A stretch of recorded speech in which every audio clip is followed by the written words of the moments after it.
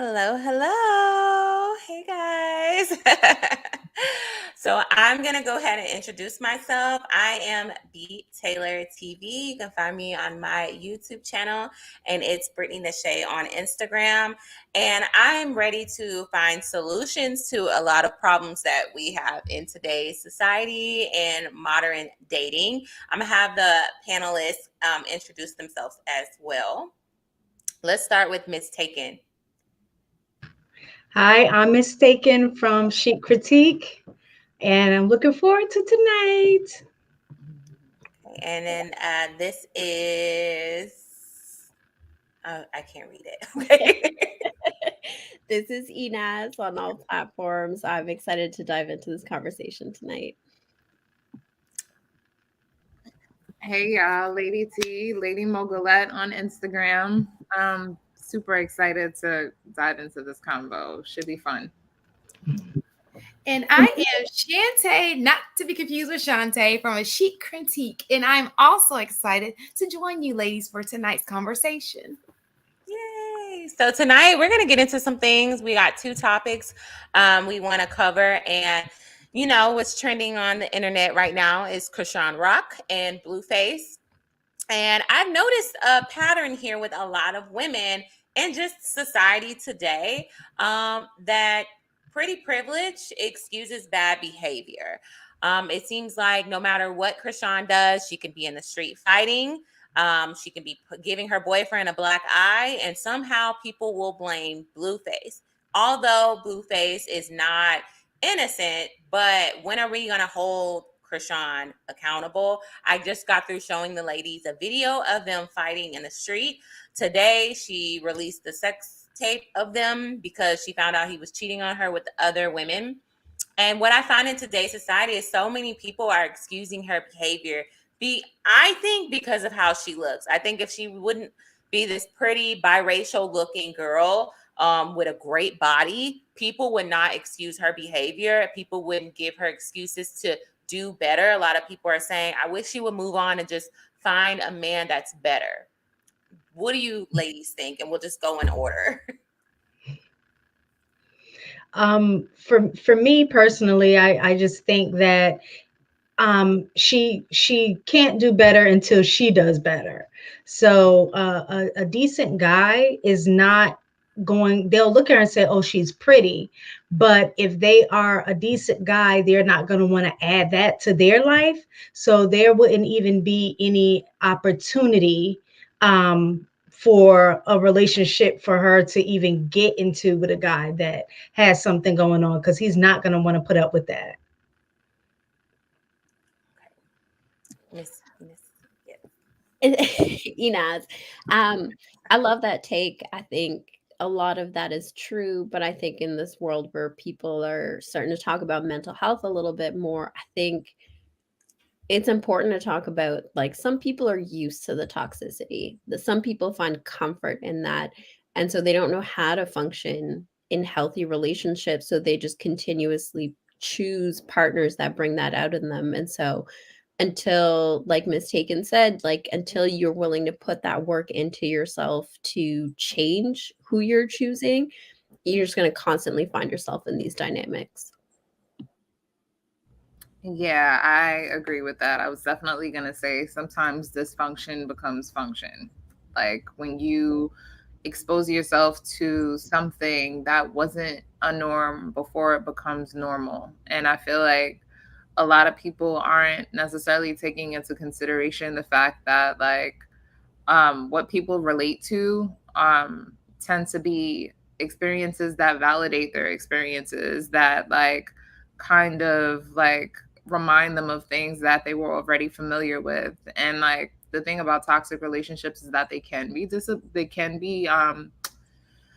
addictive. And like that's what makes them toxic, right? You know, especially when the D is good. that part, right? So if you can't, like, that's what makes it toxic. You're supposed to let it go for the reasons that are healthy, but you can't seem to let it go for the reasons that are not. So Yeah, I think, taking mental health into consideration, taking people's backgrounds, what they're used to seeing growing up, and what they've created as norms for themselves into consideration. She may have just attracted him because that's the point of healing that she's at. So neither one of them are innocent.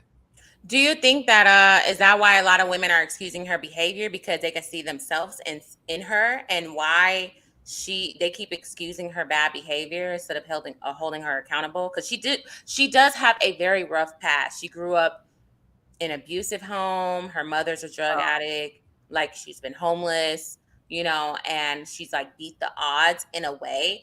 But it's like, okay, she's an adult now. So it's like, when is she going to want that help, So I do think that that's probably why. I mean, I'm just really getting familiar with who she is. Like, I've seen like posts and stuff, but I never really thought to go like see what her background is. So it does make sense that she's toxic based on that. But I also think that like you said, after a certain point, you are to blame for it because she didn't beat the odds. She's going to end up manifesting that toxic outcome for herself based on the path that she's going down. You can't be putting your hands on a man and thinking that your pretty privilege is going to continue to, save you. So I don't know. Do y'all think if she looked different, not the standard beauty, would people excuse her behavior? Because I'm thinking about like Bobby, like people are saying, calling them the new Bobby and Whitney. And I don't know how it was back in the day with like Bobby and Whitney when she was with him. Did people more so blame Bobby for her behavior, or were people holding Whitney Houston accountable? Because I feel like Whitney Houston did have pretty privilege maybe back in the day, but I don't know. Maybe y'all can kind of tell me about that time. That's my age group. No, no. I mean, that's the era that I grew up in. It was the fact that they blamed Bobby because Bobby had the bad boy image. The public persona for Whitney, she had a great team that kept her image clean. So because he was the bad boy and she was considered the good girl, whatever bad behavior she displayed, he got blamed for it and said that, oh, it's his fault that she's behaving like that. So I don't know if it was necessarily pretty privilege or if it was more about how both of them were marketed. Right. And She has a great publicist. Right. So she benefited, although now, if you watch the bio and all of that she has some ish going on with her herself. But with the young lady that we were just talking about, it goes to like what Lady Mogulette had said. I remember someone had told me that they grew up in a chaotic environment and that became their norm. So when they were in healthy relationships, like a dude that didn't behave in the same manner, that they created that dynamic on purpose because they were familiar with the chaos. They were comfortable there because they knew what that was. But to sit in a situation where no chaos was going on made them very uncomfortable. And so they like ended up going to therapy to kind of work through that kind of stuff. But yeah, so it's true. You create the environment that you're used to, but it gets to a point where you have to take accountability. If you want better, you have to do better. I think I can say I'm guilty of that because maybe when I was younger, like a little bit younger, in like early 20s, I would look at that and be like, oh my God, he's horrible. Look how he's making her act. He's driving her crazy. She has so much potential in her future. She can do better because she looks better. I think a lot of women put a lot of emphasis on looks. They feel like if you're pretty, you don't get cheated on. If you're pretty, you get treated better. If you're pretty, you deserve better. You deserve a millionaire. You deserve a man of a different stature than what you're dealing with. When really we need to realize that looks has nothing to do with that. And I didn't realize that until I got older because I would have made excuses for her too. because she has a great body and she looks so pretty. It's like all she needs to do is clean it up and stop acting crazy, put her tooth back in, and boom, she could snag a good man. But the inside is so ugly. Wait, she missing a tooth? She's missing a tooth. she has a tooth with his face on it. She has a tooth with his face printed on there. Because when she got her tooth fixed, she started to not become the joke. Because everybody jokes on her like the missing tooth girl. And so people didn't take her serious. But once she got her tooth fixed, people started taking her serious. People started rooting for her. And then he saw that. Obviously, he's jealous. And he's like, no, I don't want people to take you serious because you're going to get too big-headed and leave me behind. We just going to be talking. So she was like, all right, I'm going to just snatch the tooth out and put a new tooth in with your face on it. But when she's ready to fight, she takes it out. So I'll go on to like, someone said in the comments, pretty privilege also benefit men. And I would say that is definitely true. Trey Songz is a perfect example of that because he has so many allegations against him of, sexual assault. And no one's really talking about it. No one's really not, he's still finding his way in these social groups. Women still flock to him. Women still get on his tour bus. So how do y'all feel about male pretty privilege? Who can you think of that benefits from male pretty privilege? I mean, if they're into him, like I wouldn't call him pretty, but some women call Chris Brown pretty. He's a perfect example. He used to be. I don't think he's as pretty now, but he used to be. I see the pretty privilege early on. Yeah, and then who else? What's his name? Shamar Moore used to get like that, and I don't see it either. I mean, I'm not saying he's an ugly, like not attractive guy, but like he was. Like, he's definitely attractive, but I don't know what privilege comes along with Shamar. But maybe Boris. I mean, everyone's go-to. I mean, but we have to compare. Like they've done nothing to say, okay, they got away with something. Yeah. So maybe we should think along the lines of, because even Chris Brown, when he went through that incident with Rihanna, he got it bad. Don't think that he was just, people hated him for a couple of years. Did they? They did. Yes, he was black. Fun of for how I don't know how old you. Listen, baby, they were in for his for at least 2 or 3 years, and then he came out with that album, that "Look at Me Now" album, and it kind of brought him back up after he did that Michael Jackson tribute. But people were hating him for a minute with the Rihanna situation. I feel like I'm gonna have to hold Black women accountable.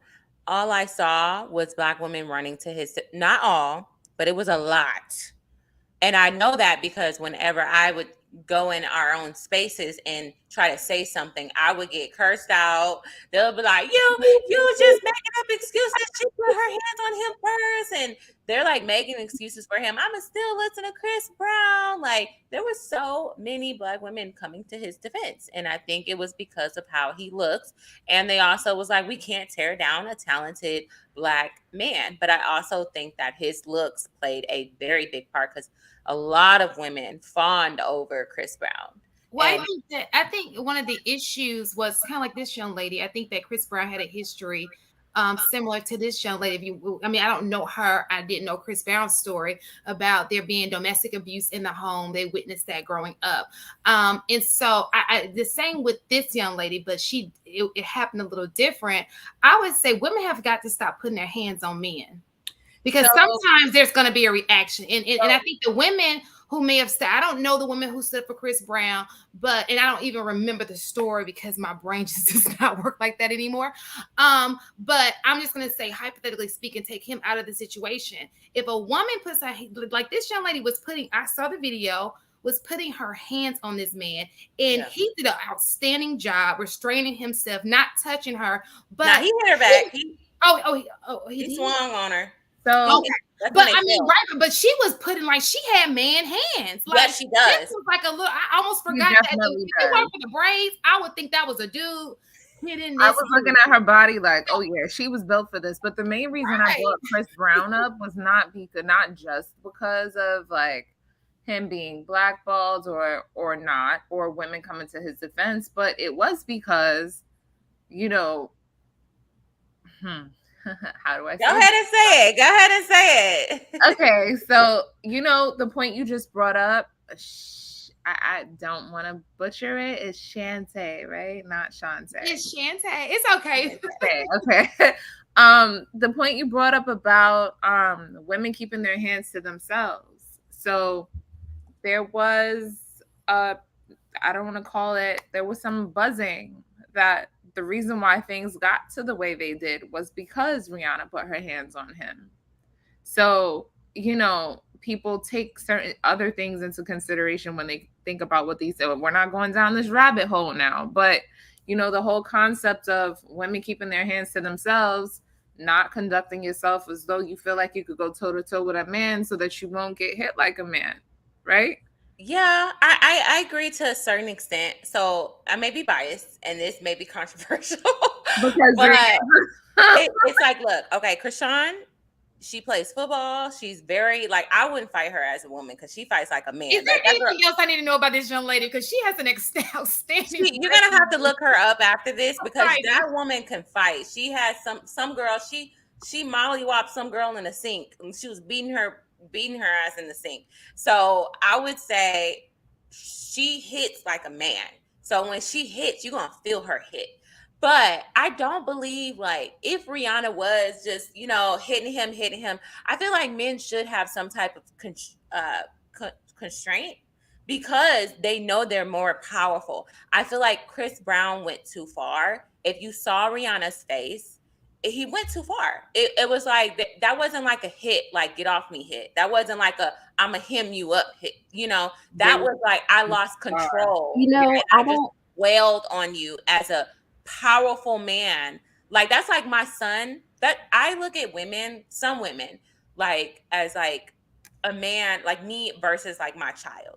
If my child came up and hit me, I'm gonna smack him and let him know I'm stronger than you and don't play with me. But I'm not gonna just keep welling on him and beating him up because I know that I'm stronger than him. What point? Like I just lost my sense of control. And I feel like men should have some type of constraint, like unless he is in a life-threatening situation. But if a woman slaps you, like never talk to her again. Never talk to her again. Call the cops. Do something. Yeah, so I don't know that I agree. Here's the thing with that, right? Is like you never know what battles, demons, trauma somebody's facing. Right. In that moment, your rational brain just completely turns off. You immediately go into fight. No, that does not. That is not excuse a man. I'm not excusing his behavior. I'm not excusing his behavior. I'm sorry, but in that same, not an excuse. But at the end of the day, like the whole thing about keeping your hands to yourself is that you have no idea how that person is going to react. Right. It could be a life or death situation. You don't know because in that moment, is that person in their body and cognizant of what they're doing? You don't know the answer to that. So better keep your hands to yourself instead of risking your life. It's not to say that there's any excuse for him not having any restraint or self-discipline or understanding what the dynamic is. I'm not excusing his behavior at all. But if you cannot predict how that person is going to react, don't do it. Right. Okay. And I think it's agree with that. accountability in one direction. Can I just say one thing too? The other thing that I think as a society, when we are talking about like double standards, this is a double standard that I don't like. And the reason is because we condition our boys and men to have restraint just because you can physically beat a woman up. And then on the flip side, we don't tell our girls, don't put your hands on a man because he can physically beat you up. You don't know, what reaction you're going to get. So show restraint when you're angry or what have you. Do not put your hands on a man. So in that regard, I think we fail our boys and girls by giving those mixed messages, because I personally believe that just because I'm stronger, don't mean you should take advantage of that strength.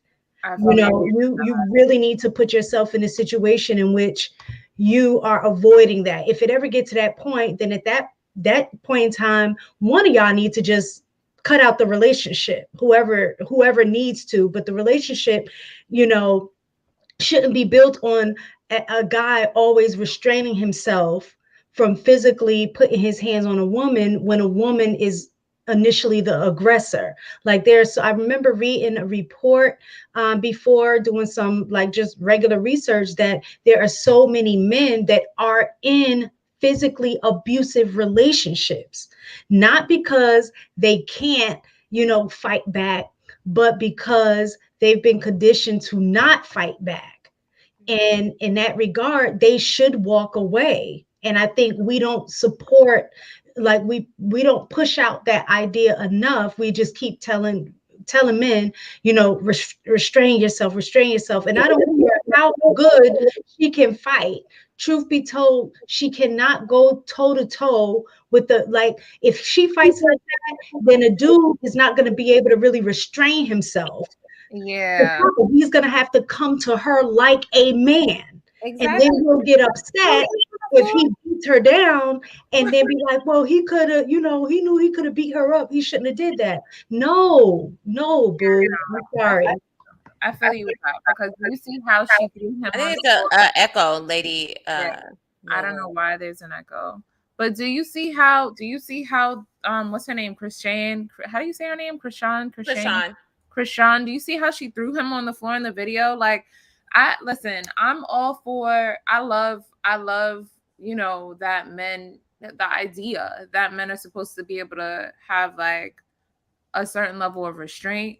But I'm not gonna hold you. If I had a son, I'm gonna tell him to, you know, have self-control, but I'm not gonna have him I wouldn't have him, like, I have my godson, I'm not gonna have him having any little girl put her hands on him. I don't know what she's capable of.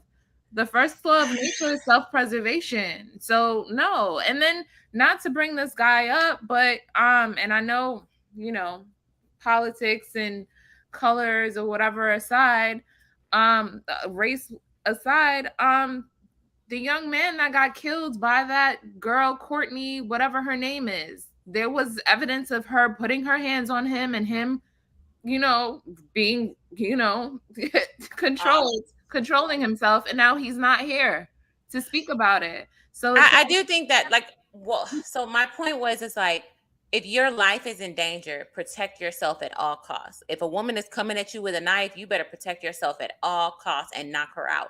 But I'm saying, men need to understand that there are double standards. They like the double standards when it benefits them, just like women like the double standards that it benefits us, right? So let's go there. Don't complain now that the double standards doesn't benefit you. If a man put his hands on a woman, he's going to suffer more repercussions than if he would have restrained himself. Period. And I say that to men. Okay, you want to get mad? You're dealing with some demons? Guess what? You're going to have even some bigger demons, because when the laws get involved, your ass is going to jail and you're going to have assault charges. I think that's one of the things that mistaken. I think you even said this earlier, B. Taylor. I think we need to start teaching our boys that if it gets like this, if you know if you're with a mate and she's putting her hands on you, it's time to walk away. You can't put yourself in a compromising situation, because it's going to end bad for you. Even if you've done nothing wrong, if you hit her, it can turn bad real fast, and it's not even worth it. Walk away from her. She is not the one. And I do feel like the men in our community get mad at that. They're like, nah, and the women are teaching their sons, if a girl hits you, you hit her back. We're setting our sons up for failure, because there's a lot of men who have charges, felony, bad domestic violence. Once you have that on your reputation and on your record, it's hard for you to get a job. So you got to think, like, this woman put her hands on me, I need to leave. If I feel like I want to beat the mess out of this girl and get myself in trouble, why can't you have the strength enough to leave, just like you have the strength to put your hands on her? So, but with that, like, how, like, we have the stats on what it looks like for women leaving those types of situations, right? I don't know why we're exempting men from having the type of strength of being caught in that loop, right? I think the stat is something like it takes from 7 to 9 times for a woman to actually leave a domestic violence situation, right? I think it's really easy when you're not in that situation, when you're not in love with that person, to say just walk away. But to detach in that way, especially if they're used to that toxicity, if they grew up in that kind of environment, I think it's way easier said than done. And be tailored to what you were saying earlier about that kind of, you can defend yourself if it's a life or death situation, but at what point are men allowed to de-escalate before it gets to that? Like, I at think, what yeah. point are you able to defend yourself to say, hey, this is a boundary that is reinforced with a little bit of strength? I'm not advocating for, a Rihanna Chris Brown Yeah. situation, but at what point are you, without repercussion, allowed to say, I'm not going to let it get to a point where it's life and death? I think that like I said, like the man can use his strength. I remember a long time ago, I asked a guy, I said, what would you do if a woman starts punching you? And he was like, I'm gonna just hem her up, I'm gonna throw her against the wall and let her know this is how strong I am. Don't mess with me. Don't mess with me. And that, I feel like if you show a woman your strength, she's gonna back down. I feel, and if she doesn't, then you leave. You toss her, throw her, push her, whatever, and get her off of you, and you leave. And you protect yourself by leaving. Because if you feel like you're about to get to the point where you're about to snap on her, you need to leave. Because you need to think about that moment you're trying to prove yourself as a man. Like, I'm a man. You don't need to prove yourself as a man by hitting a woman. You're gonna look weak doing that. That's like me kicking a dog. Do you think that will work for Krishan? That's what I was No, He was walking away. He He followed probably me. hemmed him up like, do you He followed me.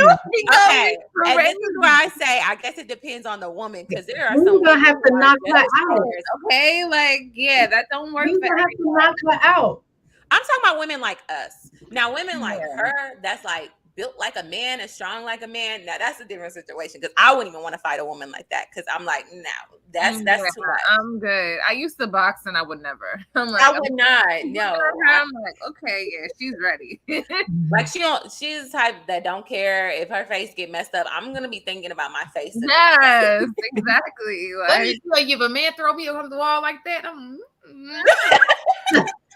like, okay, daddy, all right, I'm gonna calm down. I'm gonna calm down. All You right. got it. okay.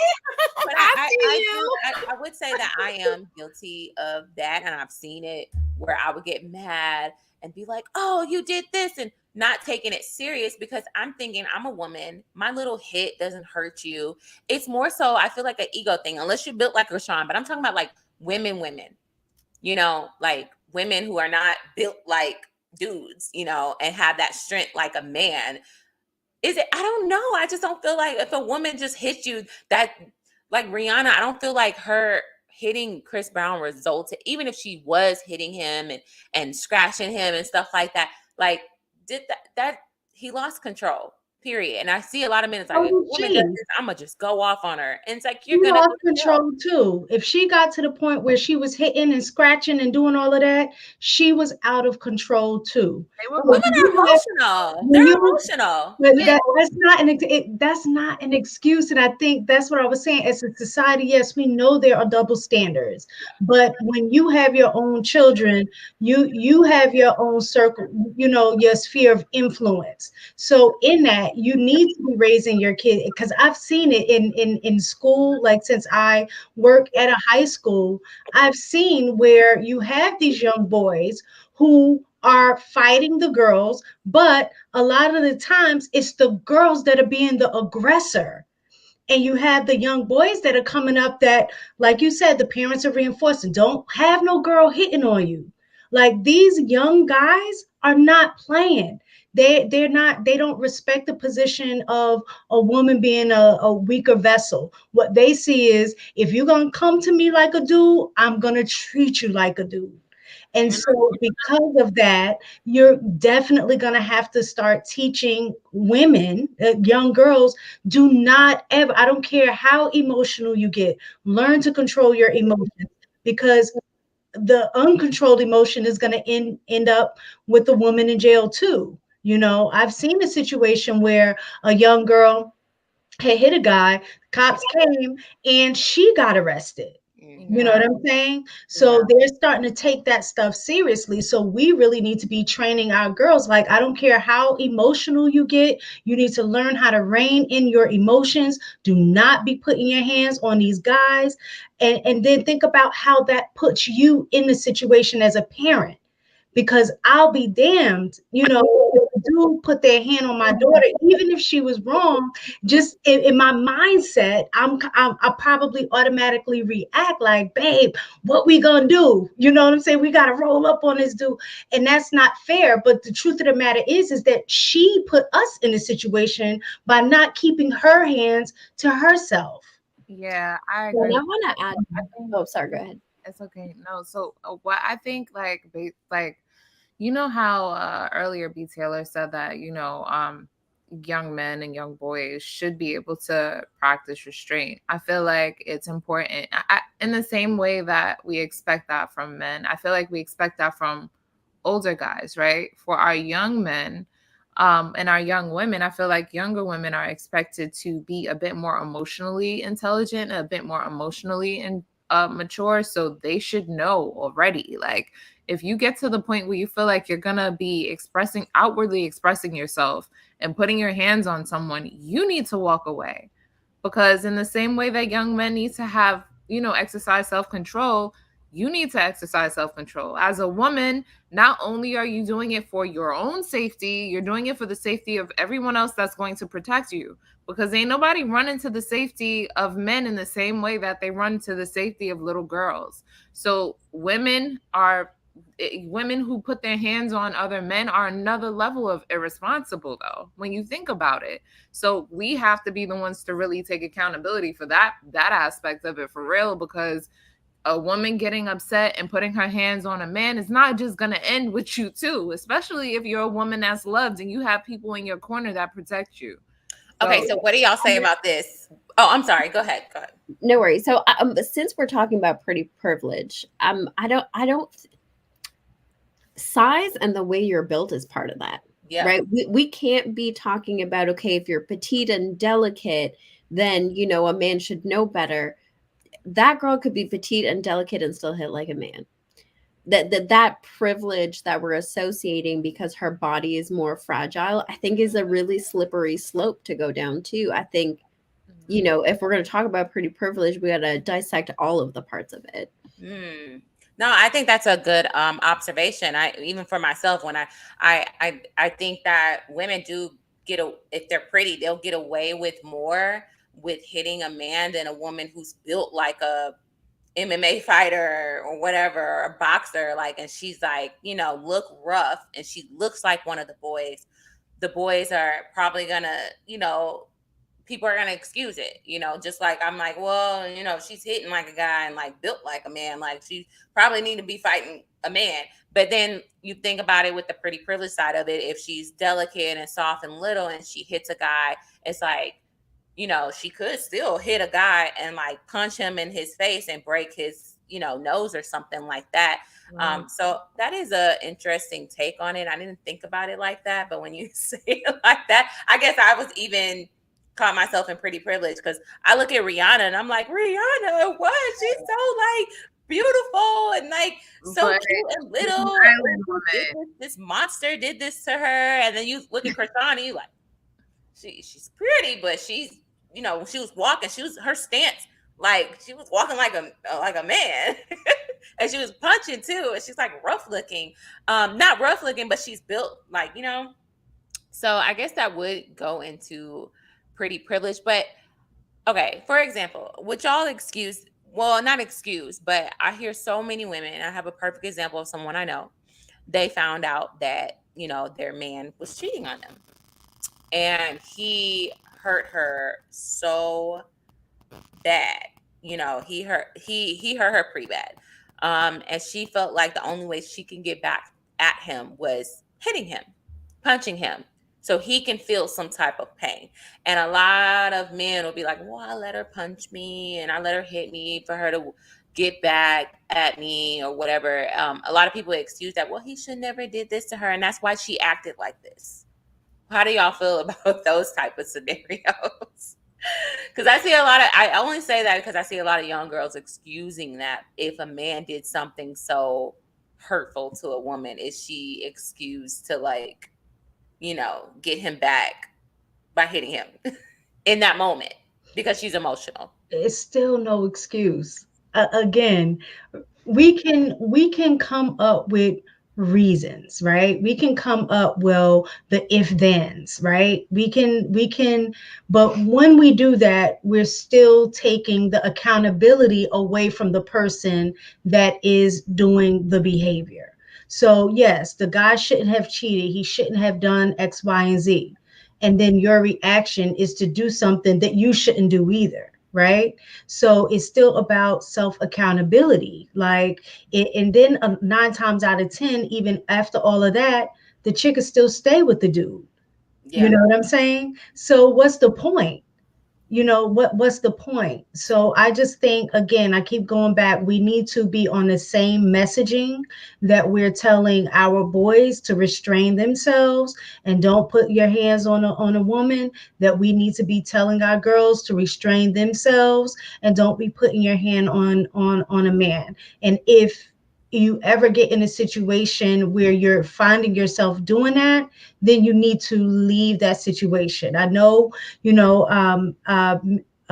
this is Inez, brought up the fact that, she's like, there could be some emotional trauma or what have you that keep you in that situation. But even when you grow up in that situation, you still know that a level to that is unhealthy because you don't like the way that you feel.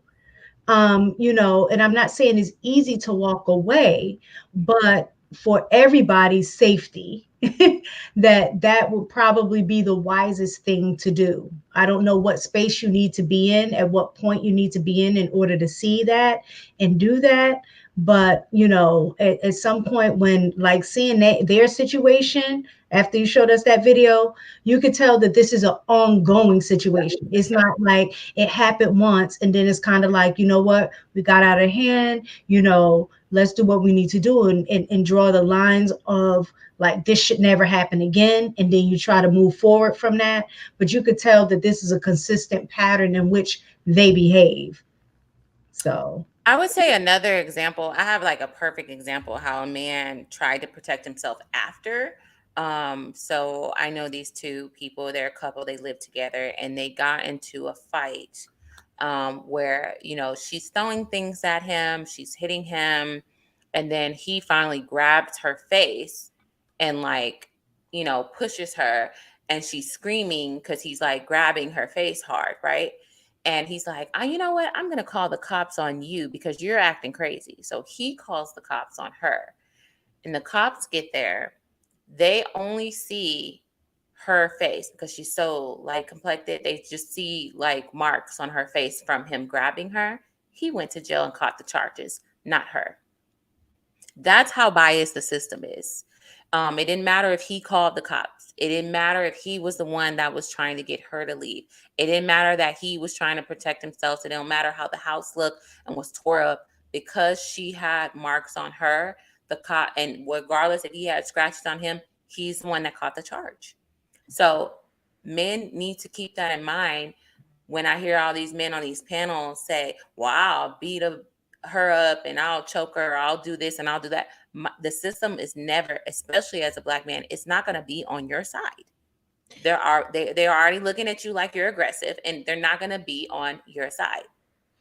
And I think that's interesting too, right? And not to get too deep into it, but the fact that you mentioned that she was light complexioned enough for those marks to show, Mm-hmm. like that proximity to whiteness and the way that pretty privilege is built in that way. Mm-hmm. Would a dark-skinned woman, even if the marks were there, receive the same kind of treatment? And he was a dark-skinned man, by the way. He was very, very dark. Yep. I'm not even surprised by that, right? Like, if I think these dynamics get so much more complicated when we really dissect what pretty privilege is and how people access it. I know some people talk about, well, I deal with this from pretty privilege, and we talk about the negative stuff because we're so quick to, like, downplay pretty privilege. Mm-hmm. But really, when we take a look at interactions with Black men and cops, even if they are the ones calling, that's still risky behavior, right? Like that's still putting themselves at risk, just to like your example that you gave. And so I don't know. I think it's really complicated. I don't know how we're going to deconstruct being pretty or having that proximity to whiteness, meaning you're good, Yeah. versus like you are a human being and let's assess your character and see if you're good. So like I think that's really where Mhm. the challenge is like how do we disassociate attractiveness or proximity to whiteness to Oh, goodness? wow. That's that's taking a deep dive into some history there. I don't know, because you think about it, even with I'll use an example. My son is very, very, very light complected. And I remember my grandmother, she was like, don't spank him because, mind you, she used to beat our butts. She was like, don't spank him, don't hit him because it shows up so easily, and you just don't want to like bruise him and bruise his skin. I'm like, yeah, you were worried about bruising my skin though. Like, like how you also telling me just pop him on the hand lightly and don't give him spankings and whoopings because, and I'm like, are you serious? Like, You know what, Caribbean background, they beat the bottom of your feet if you light skin. Hello? That's and it's like, even then we're instilled that they're more delicate, they're more softer, and you can't beat them like you can beat the darker complected kids. You have to be, they get their, I wish my feet and hands was the only thing that got beat. Like what? So it's like, even how we're raised, it's like, if you see a fight between two girls and one girl is dark skinned and one girl is light skinned, you don't even know what happened. Everybody's like, oh, she was probably hating on the girl. She was probably hating on her. They demonize the dark skinned girl over the light skinned girl for sure. I've definitely seen it all over society where people is like, oh, she must have been jealous. They don't even know what happened. Mm-mm. What do y'all say about that with the pretty privilege and just treating that more? I guess society is trying to treat, I guess, lighter skin more delicate. Yeah, that's like what Enos was speaking on and what you mentioned earlier. I think it just society as a whole, the way it's constructed is in a way wherein the lighter you are, the more protection you need. The lighter you are, the prettier you are. The lighter you are, the more accepted or Or acceptable, nicer people are. nicer or more submissive or more feminine or whatever you are. Yeah. Um, so yeah, I mean, I don't agree. I feel like humans are multidimensional.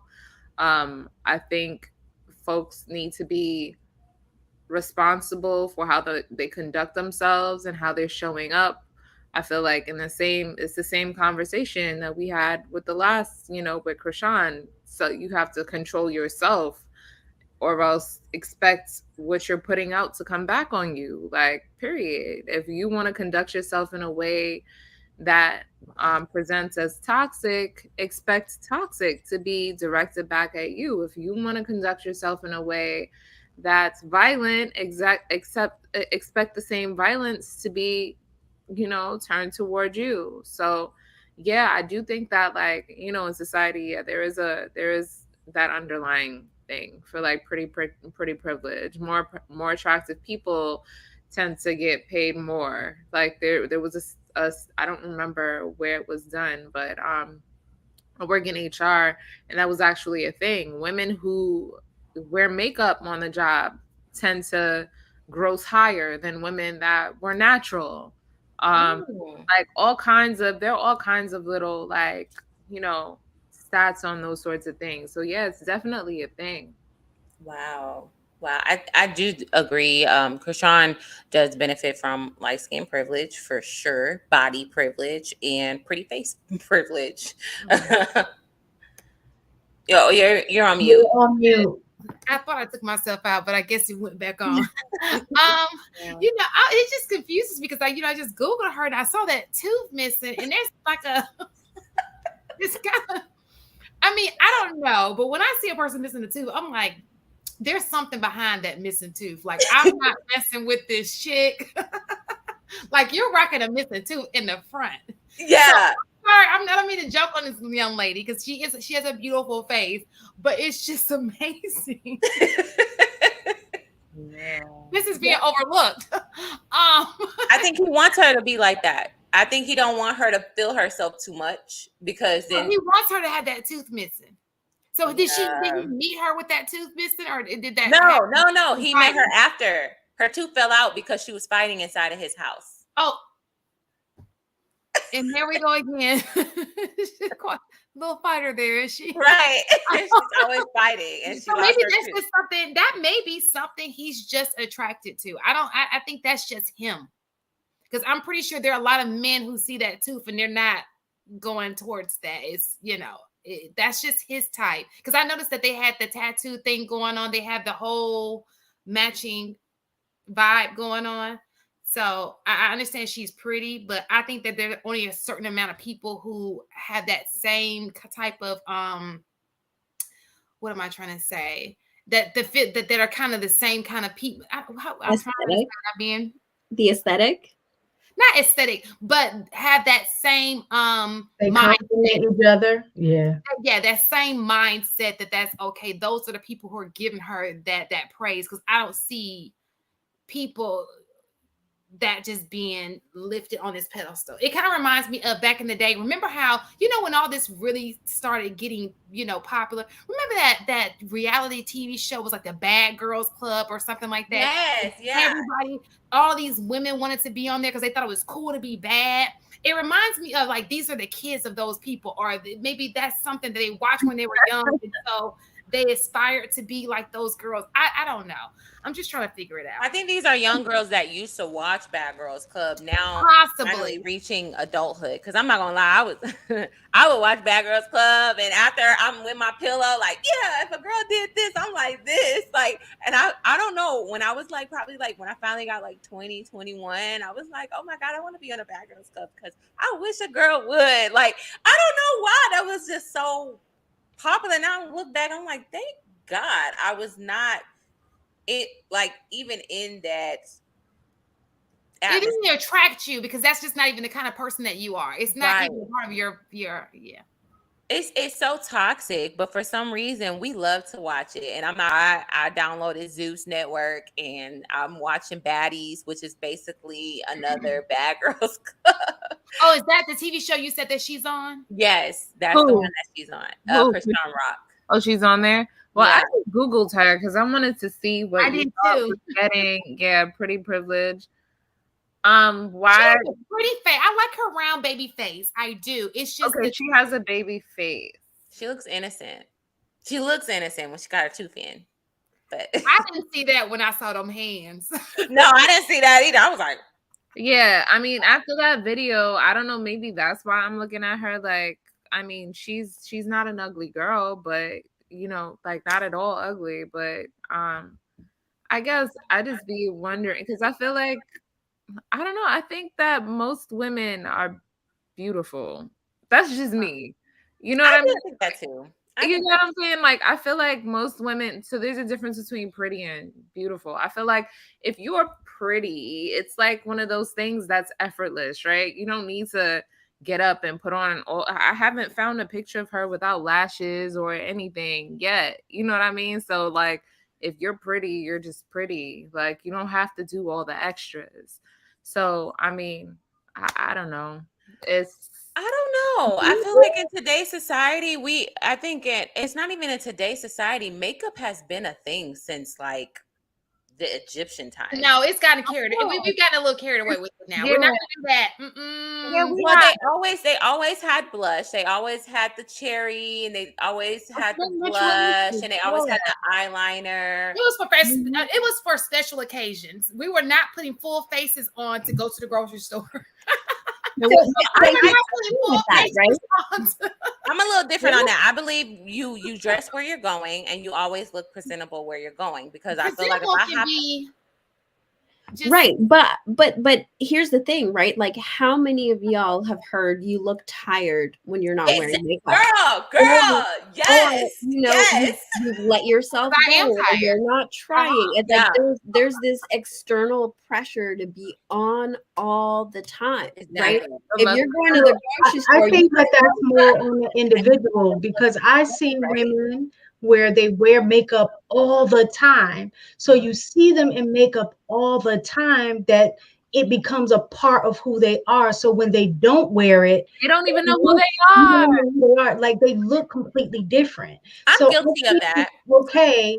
Yeah, I think it's okay to wear makeup, like you said, you are presentable or what have you, but you don't necessarily have to be presentable with makeup. Like you can still be dressed decent, you can still have your hair combed, things like that, and still look presentable. I think what happens is a lot of times the hair, like, we'll go get weaves, we'll have the eyelashes on, we'll have the whole kit and caboodle all together, and then we end up thinking that that is who we are, as opposed to being able, like, like for me, like I've worn weaves before, I've had my hair cut all the way off, I've had lashes, I didn't have lashes, I've worn makeup, never consistently because it just takes too much time, so I might throw a little bit of lipstick on. That's probably, maybe some eyeshadow, not even eyeshadow, what Mascara. do you call that, mascara,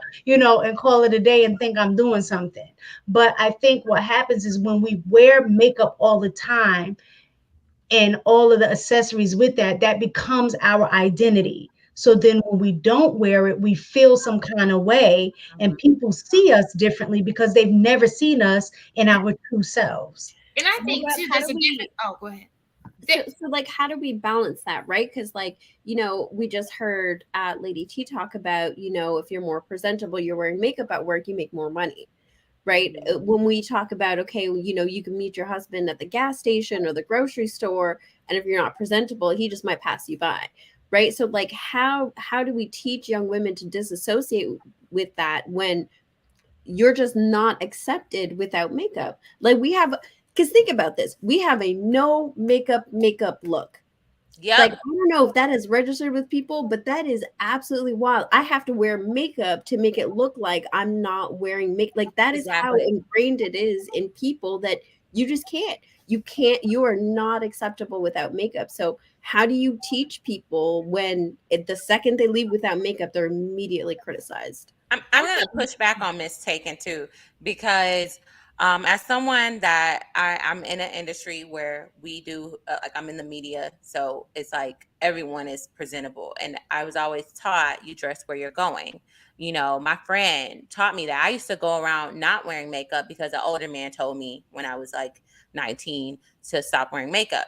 When I went to the college campus, I wasn't getting no attention. All the girls that were dressed up had their self together, got their hair done all the time, got their makeup done all the time, got all the attention from the men.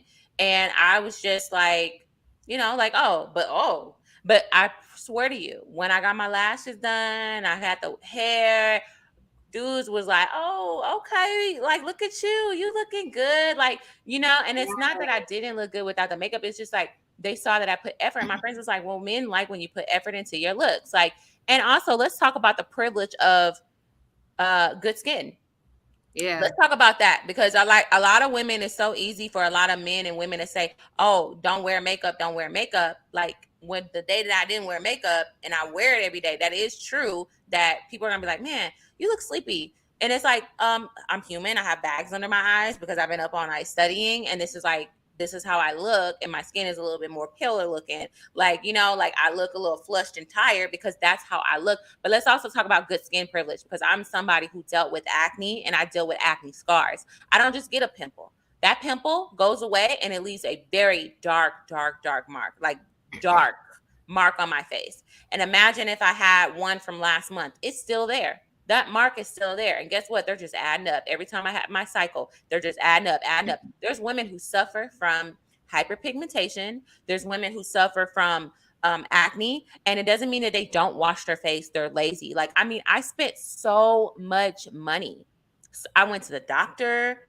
You know, like it's so many women who are suffering from skin problems. So to hear other women say, well, all I do is just, no, like no offense, but I put on lipstick and that's because you have a privilege to do that. Your skin looks flawless. It doesn't even look like you need anything. But when men tell you that they care about looks and they care about presentation, I don't want to show you my flaws when I first meet you. I want you to see me without seeing my flaws first. Then when you get to know me, can I reveal myself to you? Why am I outpouring my insecurity to you? First thing, first appearance. If appearance means everything to a man and men tell us appearance means everything to them, why not put my best foot forward and hide my problems that I'm trying to deal with and spending all this money trying to fix them? And I don't need you pointing out, oh, she got all the mark on, distracted by all these marks on her face. Like, I don't need you. I want to feel secure. And I think that's a lot of things that a lot of women are insecure about. And I hear like Alicia Keys, like, oh, I don't wear makeup. Yeah, you stopped wearing makeup once you got your face fixed because she had really bad acne and really bad acne scars. And then she got the money, the resources, and the doctors and the medications or whatever, got her skin fixed, and now she's promoting, oh, no makeup look. Girl, bye. Like, if you would have started doing that when your face was all like, not perfect, I would have respected you more. So I don't respect her no makeup look. And a lot of women, I have friends who have perfect skin. They barely get a pimple. Whatever. It's nothing. They get a pimple, it's gone the next day. There's other women who get pimples and that mark is there for a year. Listen, when I was younger, I was the one with like the flawless skin. Like that's probably why I was late to the whole makeup wearing thing. And still now, like even yesterday I did I modeled, I had like a set or whatever, and a friend of mine, he was like, this is not you. I'm not used to seeing. I've known you for 5 years and I've only seen you with makeup 3 times. I'm like, hey, the makeup artist is right there. She's still an artist. Like, relax. You know what I mean? But like, hello. Like there's an art to it, but I think when it becomes concerning is, okay, so you spoke to not wanting to present to a guy your insecurities on like meeting him, right? I do feel like I get that. Like, I understand that part of me. My nose is running. It's chilly in here. I do get that. Like, but I feel like the insecurity is gonna be there with or without the makeup, and I think that like that's something that we need to speak to. Changing your diet, taking better care of yourself, so that you don't have to deal with certain things. We have hormonal things that we deal with that we need to check into, like to figure out like our skin and all that, right? But I think the only time it becomes an issue in my opinion, is when as a woman you aren't comfortable seeing your own face.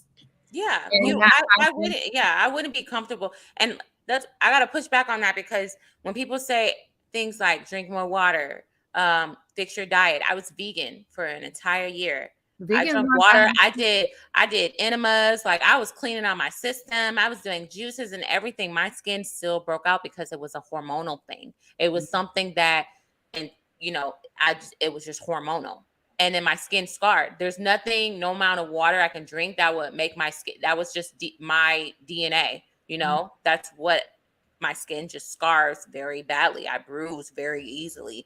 I don't know why. That's just, and other people don't have to experience that. So it's just kind of like, I feel for women like that, because I was insecure about it. My face has obviously cleared up, where I feel more comfortable not wearing makeup. And I'm like, okay, I don't have to wear as much. I'll put a little concealer here or there, do my eyebrows, or put on some lips or gloss or whatever. But I wasn't able to do that for the longest. And I spent a lot of money. I ate healthy. I drink a lot of water. And I also spent a lot of money. When you're younger and in college, you don't really have that to spend. So I'm okay. Yeah. So it's just like men point that out. I'll never forget a guy was like, I see that pimple on your face. Like, I don't want you to point out. God. Men are ruthless. Because like as a woman, right? So for me, like I started to say, like when I was younger, I had like really, really nice clear skin. But I feel like after like as I got older, I started to experience like hormonal acne and like, you know, if I eat certain things that just aren't for me, it'll show up on my face. And I'm like you, I get hyperpigmentation, but thank God I went to Jamaica. I got some sun. That vitamin D helped me out a little bit. So I'm doing okay. But like with guys, like they'll say they want the natural woman, right? And then a woman shows up natural without the makeup on, and he's like looking, he just wants to inspect all her flaws. Whereas with a woman, like at least I know for me, if I'm dating someone and he shows up and maybe he has like, you know, and it's happened to me before, like he was looking at my blemishes or my breakouts, and I seen his rosacea, and I'm like, you know, I actually make something for that. You know, if you want some, like I make some stuff for that. Like I'm trying to treat you, but you're trying to look at me like, oh wait, Girl, you go to that option happened to number me 2 too. because this one has a blemish on her face. Like, Yeah, So, yeah. Mhm. so Go ahead. like I'm gonna be the person to just go ahead and say, because I think sometimes we shy away from it. Um, it's rarely the men with good, clear, glowing skin that make these remarks. It's always somebody who like has those flaws in themselves, and I think that it's a projection of their own insecurity, that at least if my woman looks presentable, then I can get away with how I look. I think that's another twist on that whole pretty privilege thing of like, you know, if the representation of what you can get is better than you, then we give you a pass for how you look. Like I don't know, because I've never met a man with clear, glowing skin who works on his skin, who's out here pointing out everybody else's blemishes because he understands the work that it takes to get that skin to look that way. Yeah. It's the men that, you know, use a 7-in-1 moisturizer, that like not even moisturizer, a 7-in-1 shampoo for like head to toe, with some marks and stuff that make those comments. So I don't know, are we being mindful of who we're receiving that critique from? Well, this is something that stood out to me that B. Taylor had said. The only thing that I would say is the fact that she said, I noticed when other girls were getting attention and I wasn't, right? So to me, I think your reason for wearing makeup, everybody has their reasons. But if the reason is not in alignment with like you're already loving yourself and then you're, you know, just doing this because you like the way that it looks versus I'm doing this because I'm insecure and I want men to look at me too. I need the attention too. So I'm going to do this for that attention.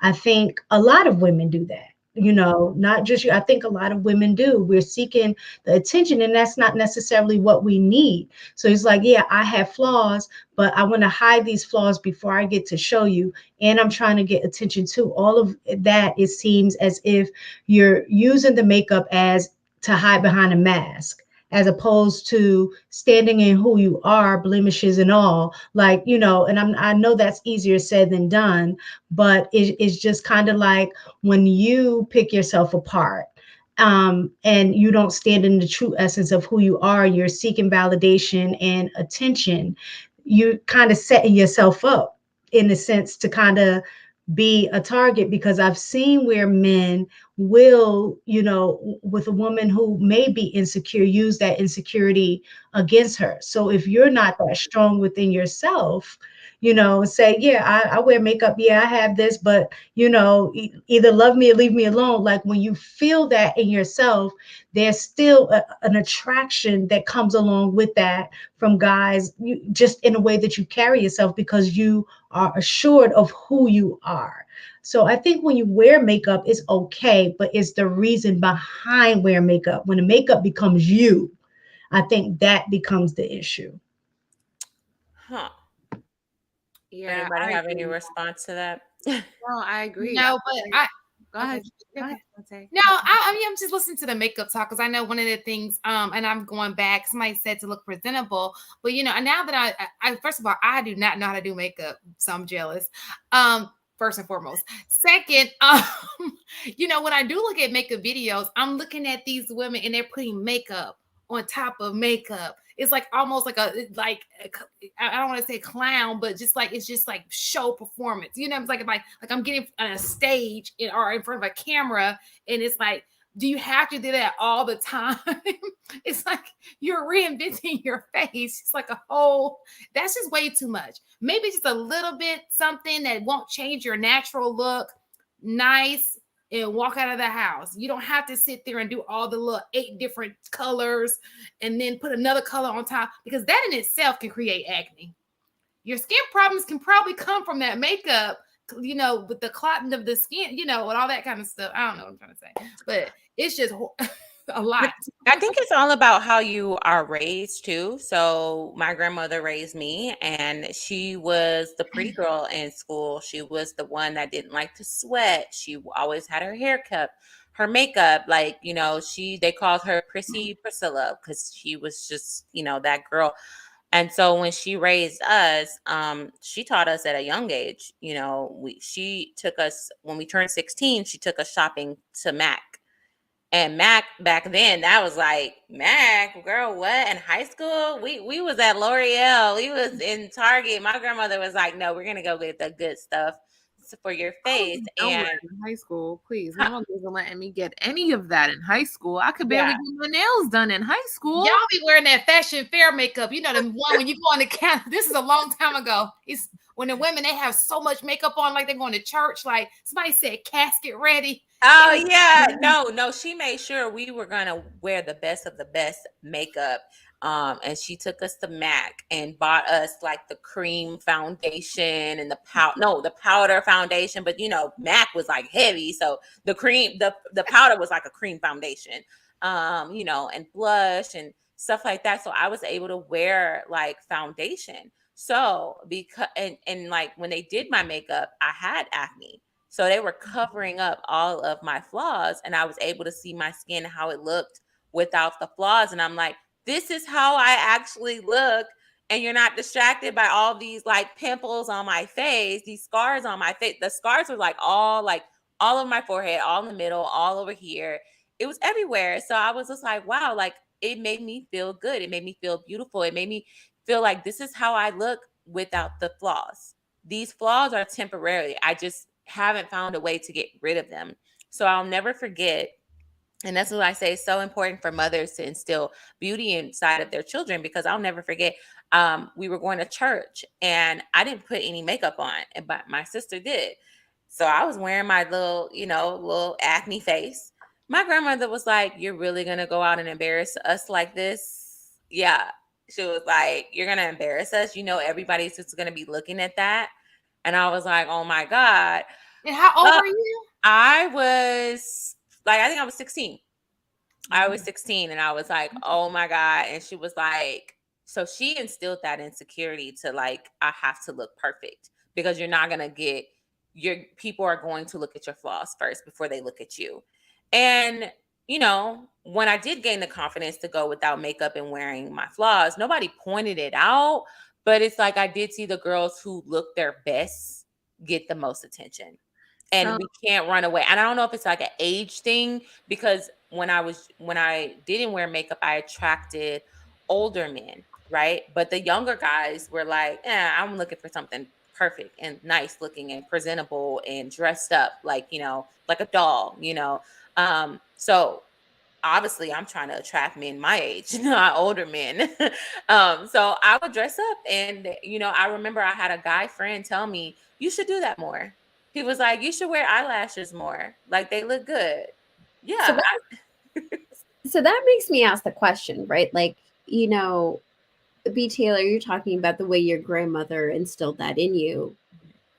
There's little boys in the house. They're hearing that growing up, right? So as women are instilling this in other women and little boys are overhearing it, is that same value system being instilled in them as they grow up? It is. And were you attracting older men because they've unlearned that? They've appreciated beauty in a different way?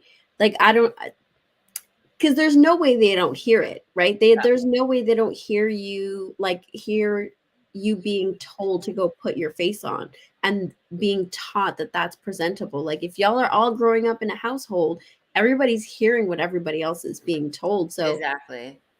That's true. And I would say that men, I don't know if it's because they unlearn it or maybe they're just growing up in a different time. I think during like the 90s and 80s era, women didn't, I don't know if they didn't wear as much makeup as they are now with the contouring and the highlighting and all of that. But girl, like these men these days, they'll be like, "What? You ain't got your nails done? Are your toes white?" Like they checking you up and down, making sure It was you got definitely it an option in the together. 90s.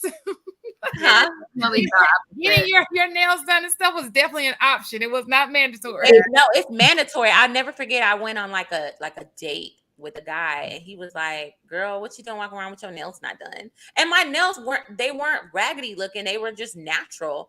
But he was like, "Why do you not have your nails done?"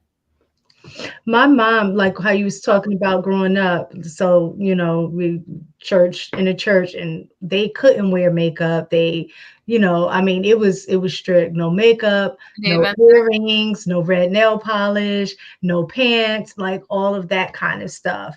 So I grew up in a household where my mom didn't wear makeup, and she had bad acne as well. And I do remember for one of her birthdays, I think it was her 60th birthday, we took her like to do a photo shoot.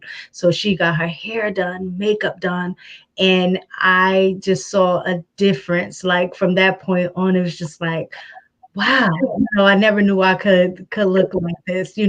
So I definitely think it is okay, to wear makeup. But like I said, I just don't like the idea of it being tied to this is what makes me beautiful. You're beautiful already. This just enhances the beauty that I already have.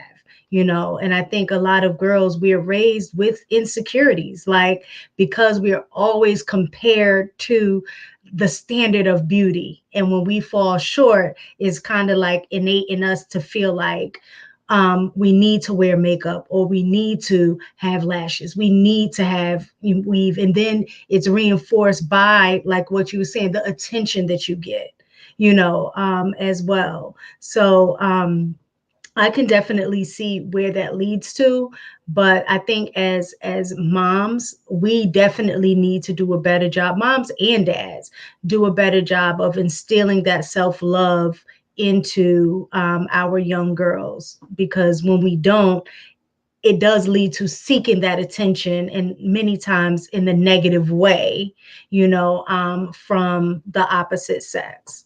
But I think men also kind of push the narrative for put that pressure on women because they're saying I don't want a woman with no makeup, but they're looking for the woman who has perfect skin. They're not looking for the woman who has hyperpigmentation around her mouth or scars all over their face. They're looking for perfection. Therefore, you're telling us that's what you want. So therefore, women are going to fall in line, and they're like, well, I'm not going to let some acne stop me. So while I'm getting this fixed, I am going to put my best self forward and cover up the flaws. Well, my thing with that is like, yeah, men can say whatever they want, but if we didn't have like like you mentioned, like you didn't have like your grandmother creating your contents, creating your self-talk, because she's the person that put that seed in your head that told you I look better or I present better when I have a little beat on.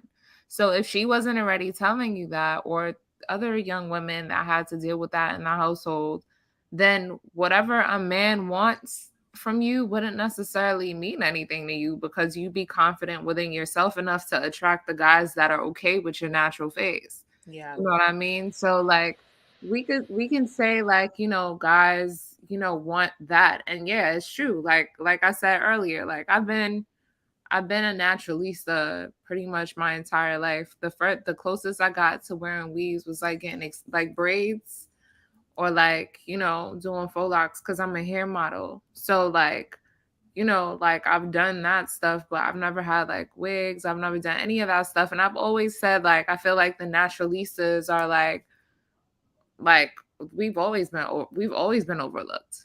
You know what I mean? So it's like it's always been a thing. But after a while, it's kind of like, okay, whatever. I'm not into your type of guy anyway, because you're not here for this. You're here for the facade. Like I like to, you know, get dressed up and put on a little makeup here and there every so often, like if I'm going out too. Like, yeah, but I just know that that's an enhancement. And I know that, like, when I bring my alter ego out, you should be able to enjoy my alter ego. But when I feel like being chill in the house and when I want to just enjoy my face, I want to know that my man is attracted to me as I am so that I won't feel insecure around him if I have to take the makeup off too. So, Yeah. you know, we just got to be mindful of that too. Like, yeah, guys want that, but we want attractive men too. You know what I mean? Yeah. You know, I so don't know. I feel like sometimes I'm like, why are men so pressed about makeup if she don't look that different? It's like the what because we can't hide our.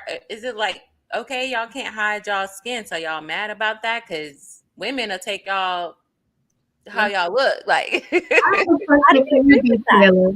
I Oh, want to push back on that. Like, I think, especially with this younger generation, I think the idea of we just accept men as they are is gone out the window. We have the lace front beards. We've got like these hair additions. You know, you got guys dyeing in their little gaps. You know, like the dad bod just became cool a couple of years ago. I don't know. I think we are so quick to undermine the pressures of like what we're willing to accept physically from a man, that because some women are okay with it, that we just assume that like most women are going to say. I think women put that pressure on men just as much. If a man has acne, it's immediately like, oh, I don't know. I'd rather pick the guy who can hide his acne scars behind a full beard. Right? And so, Oh, like, I think there's just as much pressure both ways. Like, if you've got a man with a receding hairline, it immediately becomes the butt of the joke, right? And so I don't know. I think men face beauty standards in a different way than women do, and they have to mask it in a different way. I think they're just catching on now on the ways that they can kind of work around it the way women have for millennia. but I feel quick like men question, B. Taylor. I wanted to ask you, what if your man said, "I prefer you without makeup"? Would you not wear makeup? And the reason I ask, because that was my husband. He doesn't like makeup. My son now is the same way. Like if I put on, I usually save it for special occasions, but my son be like, "Oh, mom, why you got on that makeup?" Like it's like that because my husband doesn't particularly care for makeup. So if your significant other asked you not to wear makeup, would you not wear it? he actually has told me he likes me better with no makeup. He thinks I look actually much better without makeup. But I don't do it for him. I do it for myself. I'm not gonna I do my makeup very well. I feel like I have like it's not too much. Like I don't look, and I asked him, I said, do I look very different when I take off my makeup? And he's like, no, you don't. So I don't understand why you wear it. But I'm like, it makes me feel comfortable. It makes me feel good because I feel like I want to present my best self to society. And you're going to see me at night. I'm not sleeping with it on. I'm taking it off at night. You see me in the morning. And when we're just going out grocery shopping, you're going to see me how I look, but I do it for myself in a way because I want to put my best self forward. But I don't like when men tell women not to wear makeup. And I also feel like maybe it's how you put on your makeup, because some women will be like, oh, my man don't like me with no makeup on, and then you see their makeup and you're like, girl, it's not blended, like it's not blended in, it's not looking good. I can see why he say leave it alone. But I think if your makeup actually looks good, I don't think men have a problem with it. It's as long as you're not like looking like a transformer, changing into a different person. I've seen girls where they're putting on like the what is that called, the what is that, contour, and it's like super dark and like they're like looking like drag queenish. That's, I can understand why men are saying I don't like that. But when you have like a nice little natural look to it, I don't see why men want you to walk around not looking polished.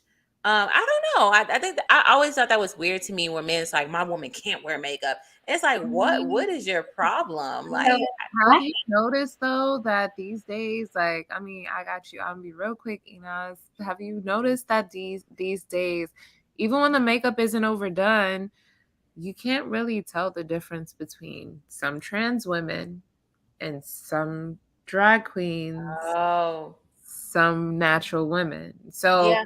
I mean, men these days, I feel like the ones that want like natural born women tend to gravitate towards women that don't wear a lot of makeup for that reason. So, you know Oh, what I mean? okay. Like, so that's another side of it that I feel like a lot of women don't necessarily consider. But you know, go ahead, Enos. Yeah, I think that's a part of it. I oddly enough had this discussion with a few men not all that long ago, and to them, without really like understanding the dynamic of how women's looks are like heavily monitored. Like you can't go anywhere without somebody saying something about how you look. They see it as trying to validate your natural beauty. Like their intention is to say, hey, I'm attracted to the real you. All of the stuff removed. If we were stuck on a deserted island and you couldn't bring any of this makeup with you, you are beautiful. That is that they've expressed that that was their intention, not realizing the frustration it brings to women of like, this isn't for you, this is for me, this is for my self presentation, this is for all of these other reasons that have nothing to do with your attraction to me. They can't understand, there's a disconnect in why women are like, don't say that, because their intention is just to say like, hey, you are beautiful. Yes, you look great with makeup, but at the end of the day, if you don't have it, you still look beautiful. Without like, again, it's to us, we hear that criticism of how we look so much. Don't straighten your hair, wear your hair natural, don't wear your hair natural, you got to wear makeup, no, you're wearing too much, you're wearing it the wrong way, your makeup is inappropriate for this occasion. Like there's so much criticism everywhere we go. The colors aren't right, the way you're doing it is from 10 years ago, like your technique is off. It's so ridiculous that when we get home and a partner tells us you look great with that makeup, all we hear is another criticism. We're not hearing the validation that they're attempting to give us. Yeah, I also feel too like I respect him for the most part with, not wearing the makeup. But again, like B Taylor, you pointed out some things. I'll have acne, sometimes here and there, but I wouldn't necessarily say I have an acne problem. Most of my scars come from me popping pimples. Like I just can't help it. I enjoy doing it. But the flip side to that though is when I tell him what I like, he is consistent with doing it. Like I like, certain ways that he, does his beard, versus other ways. And so because I pointed out, I really like when you do your beard like this, he's consistent in doing that most of the time. Now, sometimes he'll, do his own thing, but for mostly when he does his hair, he will shape his beard the way that I like it. So in that regard, I think as women, we do the same thing to men, or I like when you wear this color, or I like when you wear these jeans, or I like, so we'll put them together, based on what it is we attracted to and what we like, we want to see them in. And so I don't think it's anything wrong. I don't think it's a necessarily a level of policing, when your mate says, I like this, do you mind doing X, Y, and Z? As opposed to it being mandatory. It's kind of like, this is a preference, and when you are in partnership, you do want to please your partner. So I don't think anything is wrong with that, but I don't think it should be mandated, like, no, you only have to cut your beard this way, or no, you can't ever wear any makeup. I think that part is, I feel like when men try to mandate women to not wear makeup, they're purposely trying to make her not as attractive to society. Because I had a friend where she dated a guy and they got engaged, and he would tell her never to wear makeup, and she didn't, but he would constantly cheat on her with women who wore makeup and look like, and she was like, what? Like, what was you're trying to keep me down here, and you really are attracted to those women, but you don't want other people to be attracted to me, and you want me to have my hair pulled back and just looking basic,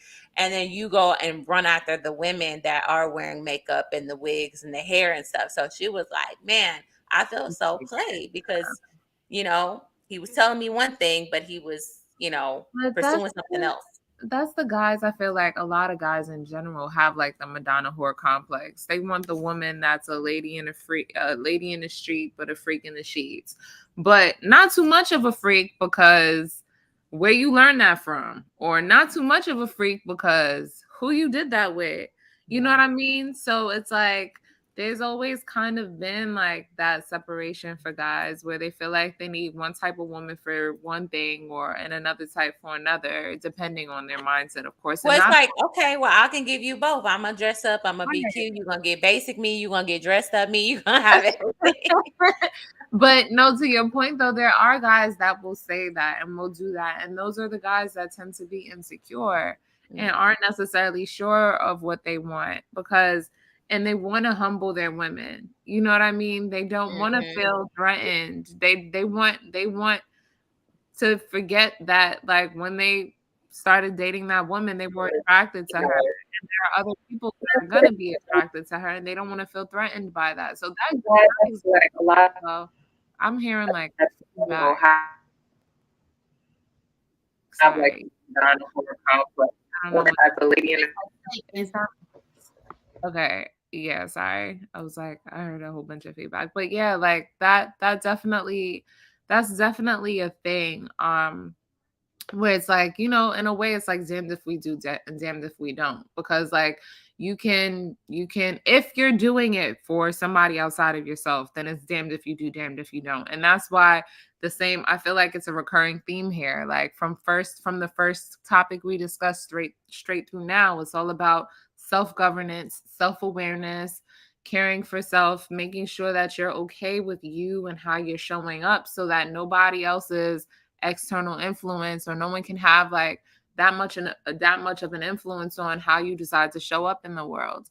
Like all of y'all are beautiful women and I respect the art of makeup. So I feel like it's almost, I've learned not to be like, oh, you don't need makeup. You know what I mean? Because that can come across, you know, a certain type of way. You know what I mean? But like, I understand why some women wear it, but I do want to encourage women to only wear it because it's something that you want and not necessarily because you want a certain type of attention from other folks. And not because you're not confident within yourself. You know what I mean? Because you're dealing with whatever you're dealing with. And me personally, like, I know, like, I went through stage because I work in entertainment too. So I know what I was speaking to earlier was like, after you have like me, like when I've had like a bunch of events and I have like my makeup artist and she's beating my face and I get used to seeing my face looking a certain type of way. I'm also very mindful of the fact that I have sensitive skin and my skin hates makeup. So like I do break out like when I wear makeup and I have everything here. I have a steamer, I have the derma roller, I have like my face roller, all of it. Like, you know, I'm not like the person that's on it the way I should be. But when I wear makeup, I make sure to like wash my face off. I still break out. But the point I was making was like I get used to seeing my face a certain type of way. So it's kind of hard to like transition back to like, oh damn, you plain Jane. Like, well, hello there. You know what I mean? You gotta kind of get in the mirror and like get to know yourself again with plain face. And that's a thing. So I'm sorry, Lady Mogulette. I just want to cut you off. Catherine or somebody who's manning the chat, can you please put Patrick Ward on timeout because it's being very inappropriate. So I don't know that when I'm talking because some of them people they get crazy. And that's why they say what they say, but I'm not tolerating the inappropriate comments and stuff like that. They were on top of it. They did put it on before you said they had already gotten a hold to it. I think yours was a little delayed or something. I saw Okay. So I just ignore the chat because I get called all types of names. I think somebody called me slow. I'm like, okay. yeah. Some of them they no, I can deal with that. It's the sexual stuff that's being said. That's not cool. So I just wanted to hop on what Lady T was saying and like if you're not doing it for yourself, you're never going to keep up, right? Like when we look at the trends, it went from hardly any makeup to almost like dragish, like tons of makeup, to now it's a no makeup look, to like there's, and even when it comes to bodies, we went from the girls who had no behind with big boobies, to like, you know, the really skinny girls that look like little boys, to like, you know, the BBLs, and now the BBLs are on the way. You can't, you can never keep up, because the moment you're on that trend is already on its way out. And if you are not happy with the way that you look, if you are not doing it for yourself, if it is not fulfilling to you and how you see yourself, you're just in this like rat race, right? Like just trying to constantly stay ahead of the next trend, and that's damaging, right? Not just on the internal, that's physically damaging too, right? And I think that's important, that not everybody has to look the same, because if we're honest, not all men like the same thing. Like some men have their preferences, some women have their preferences, and if we can stop trying to get people to conform to our preferences and just find people that naturally fit into what we're looking for. If you like a girl with a beat face, pick yourself a girl who already beats her face. If you like a natural look, pick a woman who already is into that natural look. I think when we start to ask people to fit into a box that they don't belong in, I think that's where these standards get really crazy. Yeah, You it's know, that. it's so okay. Go ahead. Oh no, go ahead. Go ahead. You know, that was so funny that she mentioned the body types, because I remember when B. Taylor was telling me about her church story. My church story is very different. My grandmother used to tell me to wear a girdle so my booty wouldn't jiggle. And so, and a slip on top of the girdle. And I remember growing up actually wanting a flat butt, y'all. I actually used to hold it in. Oh my God, That's where big butts no. were in. Let me just tell you. It was only celebrated by the Black community, but I went to a white school. So and so I used to want a flat butt. I mean, I'm thinking to myself, like, what the? I'm so glad God didn't listen to that. But I did. And I used to, it was the same story with the body thing. I had this body, and my grandmother wanted me to contain it at church because it was just not the body for church. I think a lot of Black women go through that with women who naturally are shaped like a BBL. Like growing up, they were either sexually harassed by older men, and they got the wrong attention, or they were called fast, or they were body shamed by the older women. Cover up, that dress is too short, you can't wear that. You have to be particular of what clothes you wear. So I definitely agree with that. I don't think men understand, like, women go through so much critique growing up, and then we got to hear you guys talk about, you know, our hair, and especially Black women, our hair, our makeup. And I understand what Lady Mogul had said when she was saying they want to tell women apart from transgender women, because it is a trend to do the heavy makeup and the contouring to look more feminine. And I think women are kind of catching on. I used to contour heavy back when it was like a thing, when Kim Kardashian started doing it, because let's be honest, women can say all day we do it for ourselves, or we do it for we get a BBL for ourselves. It's never for ourselves. It's always because people want validation. People like the male gaze. Regardless, if you're out and about with your friends and all your friends are getting chosen, ain't nobody looking at you, nobody's paying attention to you, you are going to feel some type of way eventually. It's going to start to make you feel like, well, why is no one talking to me? Like, and it's not, it feels good to get attention. Like, people will be lying if they say they didn't like someone giving them a compliment. You could be having a crappy day and somebody go, you are so pretty. Like, like that makes my day. Like if I'm in a drive-through and I'm having a crappy day, but I put myself together, and the person's handing me my food and they're like, you're so gorgeous. I'm like, thank you. They just made my entire day. So to say that we don't care about that, I will have to call cap that people do care about validation. People do want compliments. People do want a gaze, even if it's from women. I take compliments from women more. Like I take it in more than a man because I'm like a man is like Hey, okay, I like everything. they'll say whatever to whatever. They got an agenda. But when a woman goes out her way to nudge her crown at you and call you beautiful, it's more because she didn't have to do that. She don't have no agenda. She's not trying to get with me. She's just genuinely letting me know you look really beautiful and I want you to know that. Like, wow. Like it's more of a compliment. So I think women also look for women validation as Probably well, more. ladies. Huh?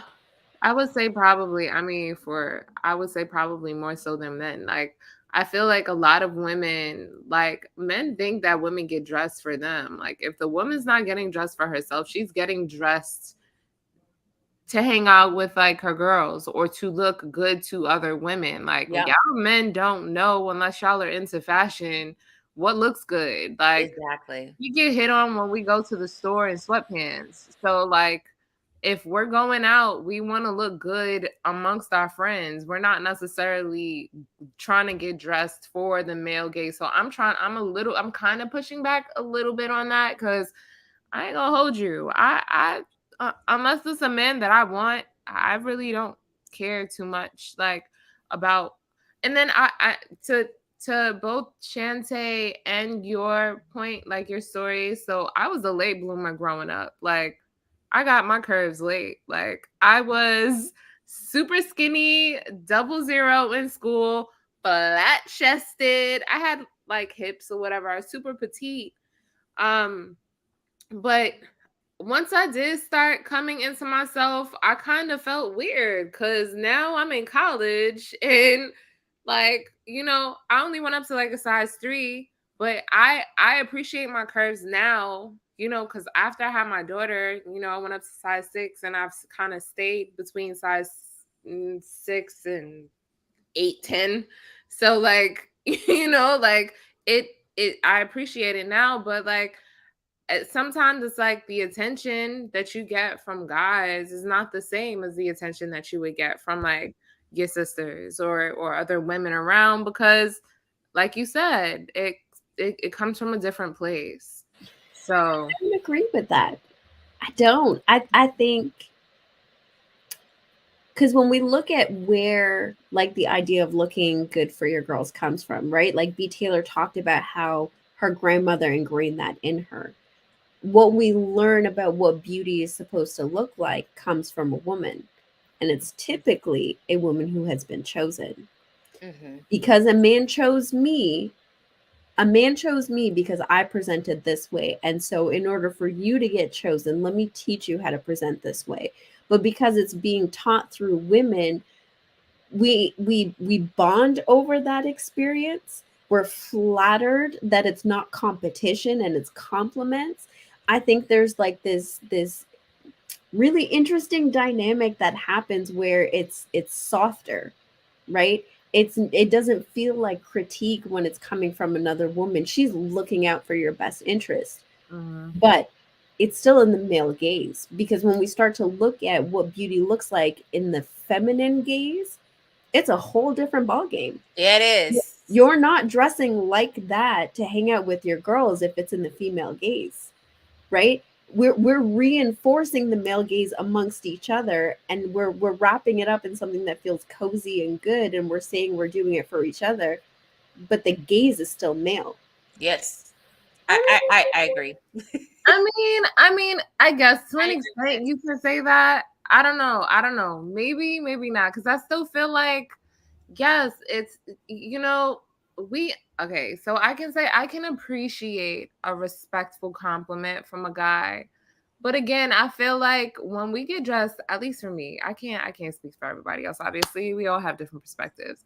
But when I get dressed, I know my girls are coming out and stepping out and getting dressed to the nines. So we have to represent as a crew together. Like we gotta look good for like together. Like I don't take pictures often, but when I go out with my girls, I know we're eternalizing these memories. We're taking. How do y'all know y'all look good though?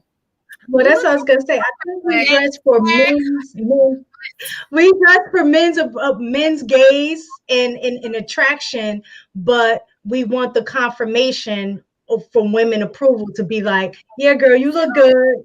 You're about to get somebody tonight, girl. You know. Okay. So, No, so, Because who sets the fashion trends? yeah. The fashion houses are designed typically by men, and so like, and like even the Makeup is idea designed of by men red, too. right? Even the idea of red being this really sexy color, men came up with that. Women aren't the biggest fan of red. We wear it because it makes us feel sexy because somebody told us that it's sexy. Yeah, men told us. Well, that's actually an Asian thing. Red represents success and all those things. But I mean, yeah, that too. I mean, it definitely invokes sexy. But to the point that like you guys are saying, yeah, I do feel like, yeah, okay. That's like, I feel like that's a plus, the male gaze. But again, I feel like a man is gonna gaze. They're gonna look. They're gonna look, and if they like what they see, then they like what they see. So yeah, you can dress a certain way to get the attention of men, but like we tend to know how, like, I don't know, I feel like we know we look good based on like how we look together. I don't know, like I see what she's saying, but Yeah. at the end of the day, if I go out, and I'm going to be honest with you, just completely honest, if I don't get one guy hitting on me, I'm like, this was not a hit. I'm not wearing that dress no more. I don't care how great my girlfriends think I look. If I don't get, I'm like, oh, that must have not have been popping like I thought it was. Something's wrong. They must be married. And it's nothing like going out and you walk in a room and not only are men looking at you, but the women are also looking at you. You like, I'm a bad bitch. Like, yes, like this was a hit. Like I look good.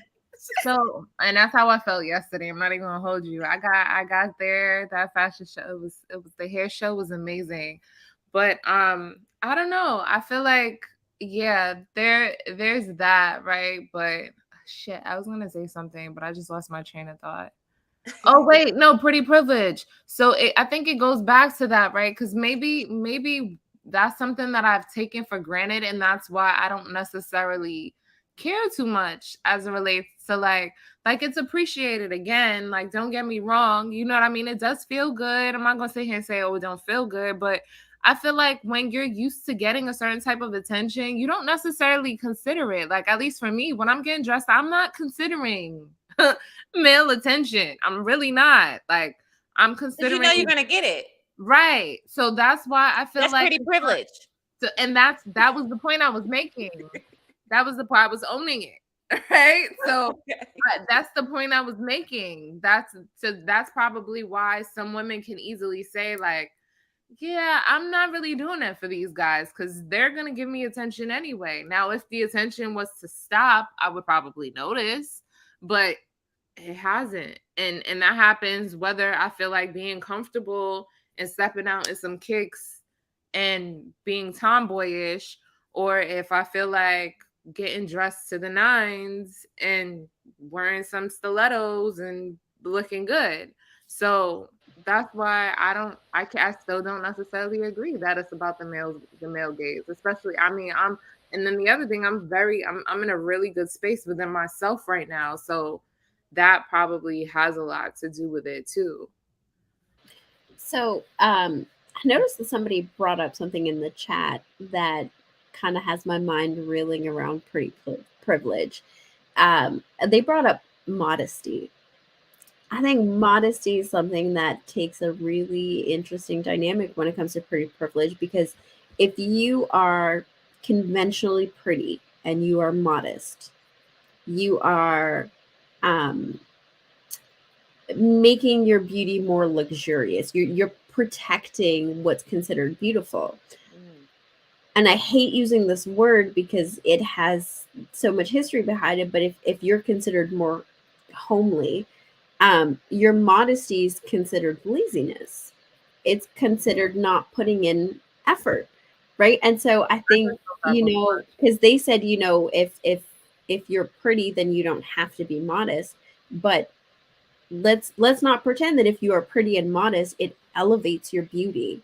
But if you're not pretty and you're modest, people just assume that you don't know how to take care of yourself. Can you say that again? You said if you're pretty and modest, it almost like elevates your beauty, right? Like we think about like this old money aesthetic, right? Like when we think about you know, these TikToks, these Instagrams of like what women with old money look like, even though they're fashionable, they tend to be more modest in their attire. It makes you more luxurious to cover up your body with your money, right? Because you're conventionally considered beautiful. But someone who isn't conventionally considered beautiful in the exact same attire, you're not putting enough effort into how you look. I agree with that. yeah, Yep. that makes sense. It makes sense. It makes a lot of sense. Yeah, I agree with that too. Because a lot of us didn't blossom until a certain age. So some girls have to put more effort into their looks because if they want to get chose and they know what's working for them going out looking homely is not working, and then them going out dressed up is working. Guess what they're gonna do? They're gonna go out and dress up. So when you hear these men say, "Well, I want a woman that don't wear no makeup or no weaves," I just look at the agenda behind it sometimes. Some men may actually feel that way, but some men are looking for perfection. They don't like, I feel like men don't like weaves because they can't tell what kind of hair you have. They can't tell if you have hair. They can't discriminate anymore and say, oh, she got that good hair. You can't discriminate because you can't tell. Even the women who have that type of hair is wearing weaves. So then you see a woman, I'll never forget, I had a cousin a long time ago. He was like, I was dating this light skinned girl and I was so surprised her hair was nappy. I was like, what are you talking about? Because she was wearing wigs, and then he saw her real hair and he was like, I don't, it was just like odd to him because he thought, her wig was her hair, and then he saw her hair. And I said, well, is that a difference? Did that make a difference in how you see her being attractive? Like, isn't that more of a deeper issue? So because I don't know, I just feel like it's why men discriminate against wigs so bad, because a lot of women of different races, they wear extensions and clip-ins and wigs and stuff, but because they look like that could be their hair, it's susceptible. So I'm just a little confused about that, because some women, I wear wigs, but this is my hair now. I'm wearing my real hair. I've worn my hair big. I've worn it straight. I've worn it, it's versatile. And it takes a lot being a Black woman dealing with our hair, because it is a lot of maintenance if you want to keep the length. I had 5 inches of this cut off because, I had to get it cut and it was damaged. So it's just kind of like sometimes I'm going to wear a protective style to grow my hair back again, or take care of it, or make sure it's not damaged in the process. I can't keep straightening it all the time. So I don't know. I'm a little confused when men, like, is it like a discriminatory thing? Like, why they want to see, like, they just have such a big problems with wigs. Well, I personally have a problem with them too. Oh yeah, but is that all your hair? Yes, but not a wig. Okay, wait, hold on. If that is all your hair, then no. you Let have me a finish saying. No. Let me explain myself though. I don't have a problem with a weave, like a clip in, a weave. I have a problem with like when it looks fake, like it's like a line right there. Like I like there was a weave season, like wigs just became popular. I mean, besides when I was growing up, only older people wore wigs, and so now we're into, I guess you become more versatile with the wigs. And I've seen some great wigs, but let's just be real, those are not the majority. If you know how to rock the wig, it is beautiful. But the thing is that most people don't know how to rock the wig, and it's just giving everybody with a wig a bad name, So if you know what you're doing, I guess you get it professionally done by the right person, it can look good. But the problem is majority of the people who are rocking them that's not the way it looks. I need to push back on that, because like, how many times have you seen a woman, and I'm not shaming at all, right? Like, how you take care of yourself is how you take care of yourself. But how many times I have wasn't you saying seen that. a I'm not saying woman where you with went. a ponytail or a weave or a quick sew-in and it doesn't match her texture? It's not blending properly. And so I don't know. Like I think there's like that privilege of being able to afford something that looks natural because Mm-hmm. it's not cheap, right? It's not accessible to everybody. Not everybody can purchase all of the tools and everything required to put it in. But I think at the same time, um, let's not pretend that men are the only ones judging women on how they look. Girl, You speak. depending on what job I interview for, if it's some sort of community work, I know I can wear my hair in its natural curls, and I will. There's no issue about me getting that job. Mm-hmm. Let it be client facing in a white male dominated area. They Okay, we might got think twice about taking me on for that job. And Right. so, like, I think it becomes this thing. And if we're really honest, regardless of the type of income a man makes, a woman is his trophy. She is a representation of his status in this society. And if she is not fitting of what his image of his own status is, he's going to start policing that or he's going to replace her. Right? yeah, And very so true.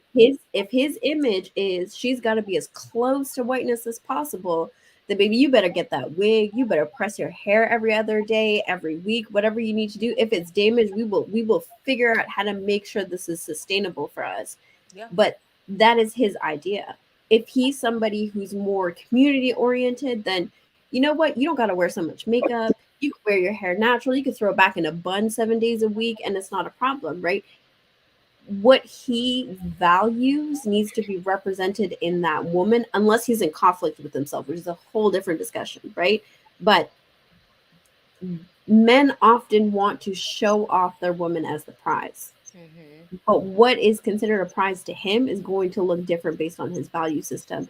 And that's where a lot of this policing comes from. Because some men will tell you, I don't want no wig. I don't want no weave. I don't want if it is not growing out of your head, I want nothing to do with it. If you're bald headed, I'm cool with it, right?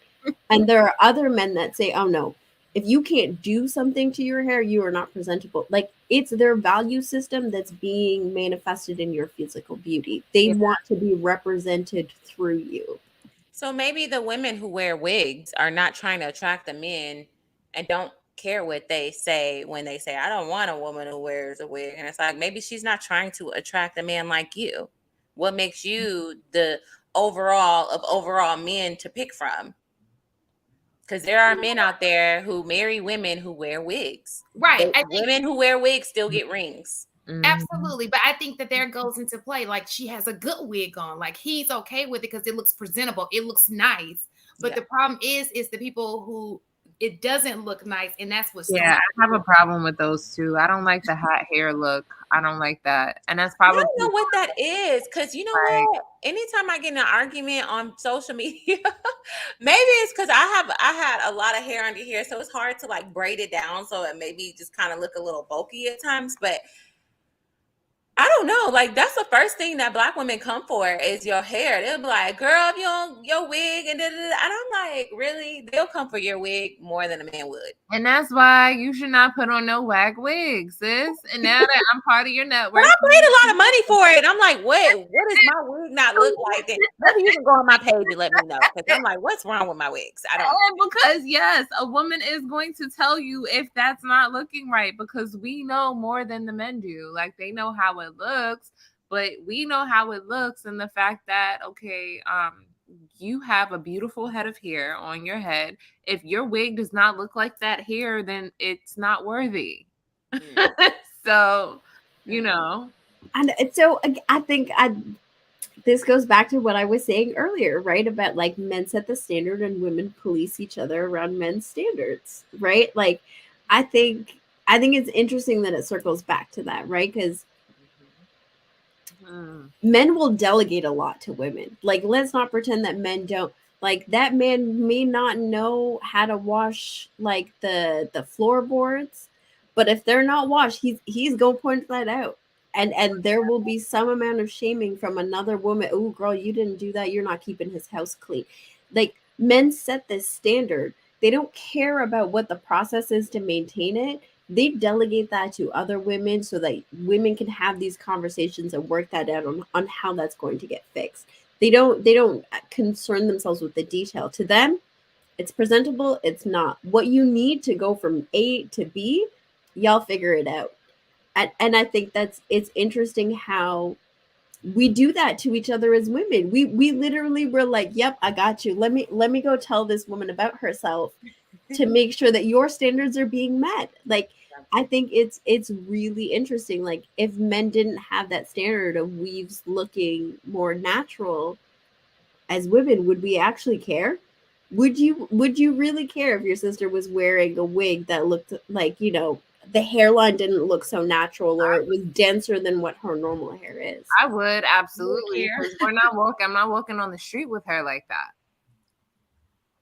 I've told my sister. I just didn't want her to look bad. Like, I would just say, I would want you to, do better for yourself. Stay home, sis. I'll be back. I'm gonna go by myself and come back. But that's my point. How do you know it looks bad? Like, who told you it looks bad? You can see it. No, because Shantae, your hairline is thicker than mine at the front. Let me see about this hairline. Natural, right? Look, this hairline was not always popular, because my girlfriend used to say, "You got those Ashanti sideburns." The side. But that's exactly it, right? Like, your hairline of your natural hair is significantly different than mine and my hairline with my natural hair. And so, like, if we were wearing wigs, would somebody look at you and say, "No, your wig looks up"? They would be like, "Girl, you don't take that helmet off." Like, right. And what I'm saying is, like, when it is our natural hair and it is growing out of our head, there's this more tolerance around it, right? But the second we start to manipulate our hair, where does this standard come from that one is acceptable and what isn't? Because if you have a thick hairline and that is how your hair naturally grows, ain't no woman telling you nothing about it. Exactly. But if it is a wig that looks the same, now we gotta police each other. And so, we wish our edges look like that, right? And so, like, I don't know. It to me, it comes from men. So let me just say this, because you made a good point, B. Taylor, that needs to be addressed. The wigs are taking away the edges. So we need to stop, because this has never been a problem in the past. So we have to be able to blame it on something. No, it's been a problem in the past. I remember growing up with girls with no edges. I do not remember in the 90s people not having edges. Because they got hormones, childbirth, all of that. They got the relaxers. Yeah. I don't remember it. Not in Alabama. Everybody had edges in Alabama. Oh, and don't forget the now they have, like, this new perming system where you loosen your curl texture. That be taking out your edges too. Oh yeah, the 4C, like, hair community is, like, trying to get that, the YouTube curls. And so they're putting these perms in their hair to loosen their texture, to be more attractive, to give them more length. Wow. That be taking out your edges too. You know what I mean?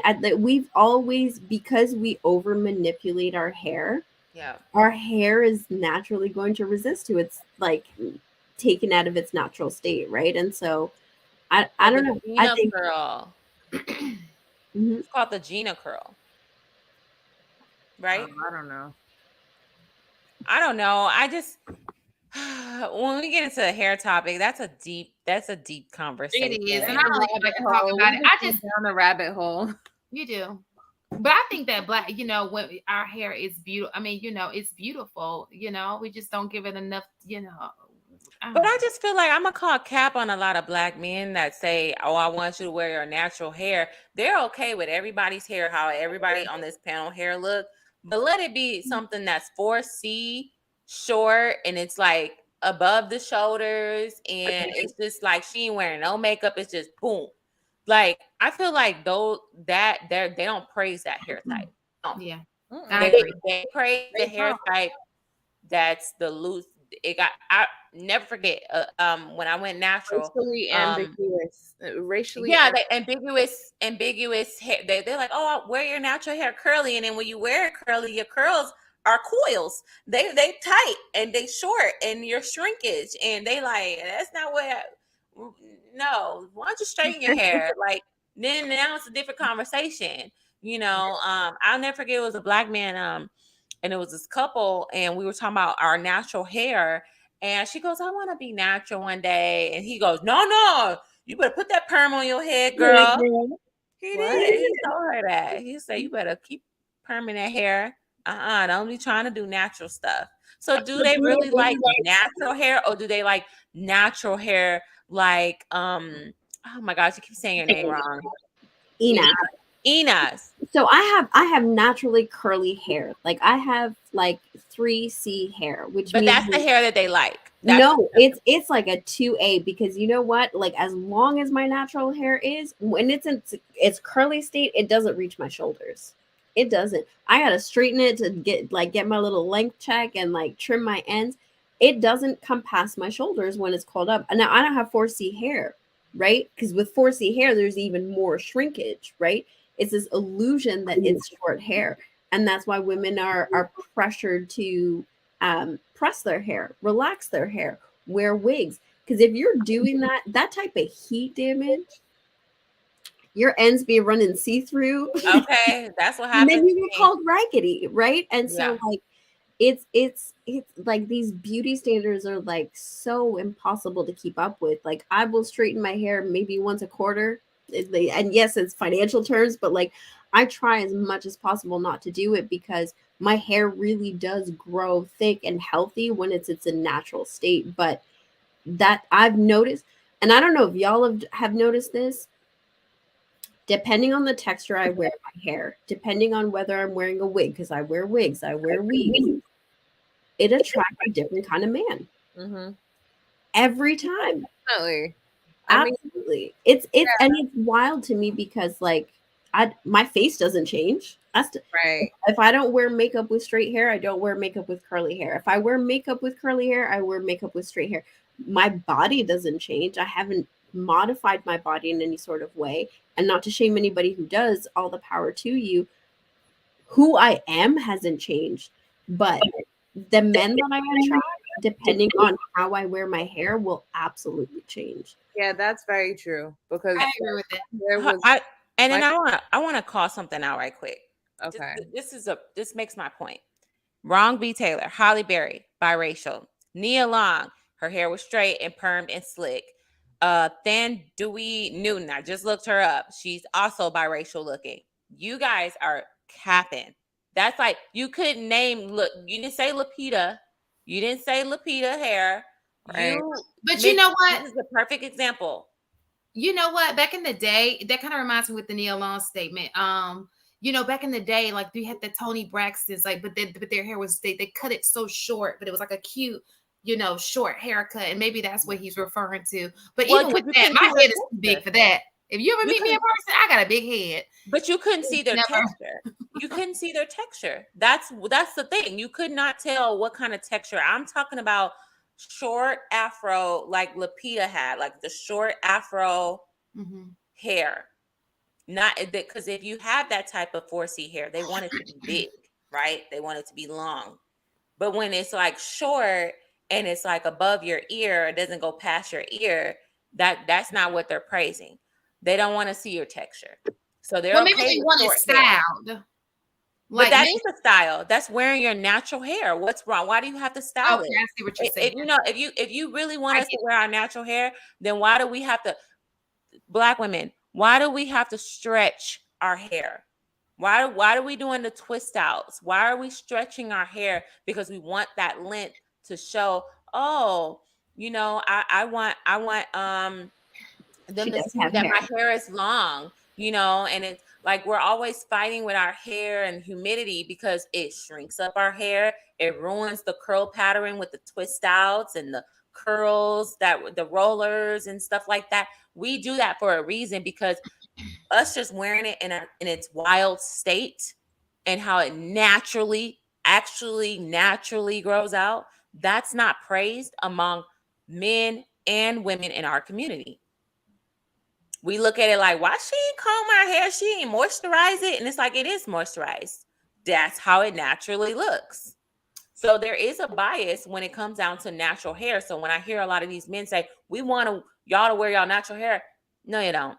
You want That's true. certain women to wear their natural hair. Because I was even thinking about how they got on Blue Ivy. You remember how she used to wear her hair like natural? Yep. She's a little girl. Yep. And so much criticism about this child wearing her hair in its natural form. Like, what do you want her to do? She's a child. Exactly. And it was women and men talking about that little girl hair. And look, her hair is longer than all the people that was talking about her now. So not only that, but I think like, so I'm going to speak to my own personal experience. My hair texture, nobody else in my family has. I never learned how to care for my natural hair texture. That process, most people don't talk about how like strenuous of a process it is to learn to care for your specific, not only pattern, but texture too, right? And so like, as I'm navigating through it, stuff works and stuff doesn't. But there was so much criticism on the days it didn't work. Oh, you didn't do your hair today. You can figure out something to do with, like, there's so much criticism. There's no grace for like, hey, I didn't learn to take care of my natural hair until I was into my 20s, because I had, my hair was thicker than this growing up, and it was like down to my tailbone. And my parents were like, we're not dealing with this. So they just slapped a perm on there. They slapped a relaxer on there because it was more manageable to them.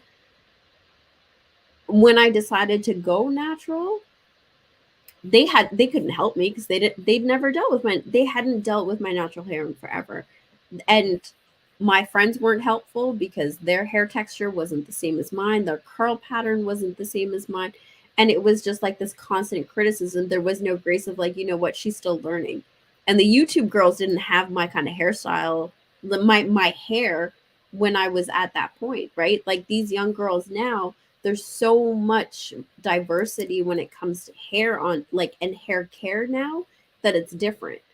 But when I was trying to grow up with the YouTube girls, I had to figure out, you know, this girl with 2C hair, like, is what she's doing going to work for me? And it didn't.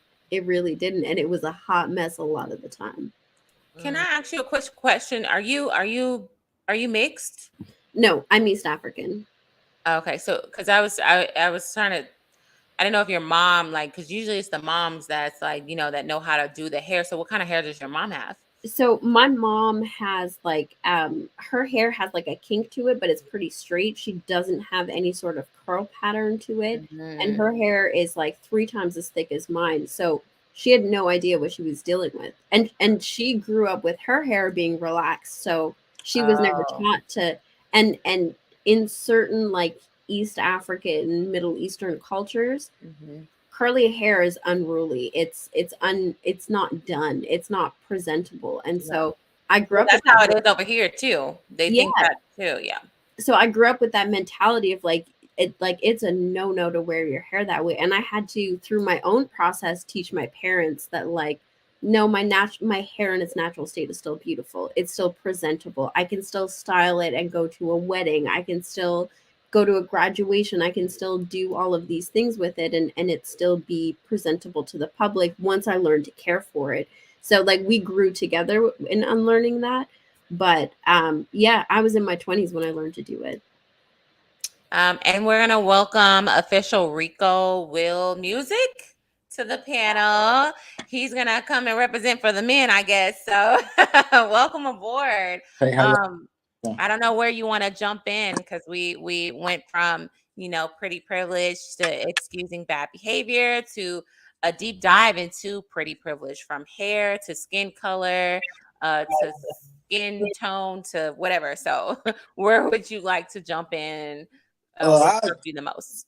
I jump in on the hair part. That's what I caught briefly. As far as with the hair, men just like I believe somebody said it. Men just want it to be presentable. To be honest, like we're not into all of what it's gonna take to get this, what it's gonna take to get that, long or short. That's a y'all thing.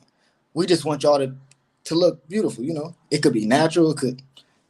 I don't want to say it could not be natural, but it could not be natural because I was dating this one woman not too long ago, and She wore natural hair, but one day she came to my house with a wig on.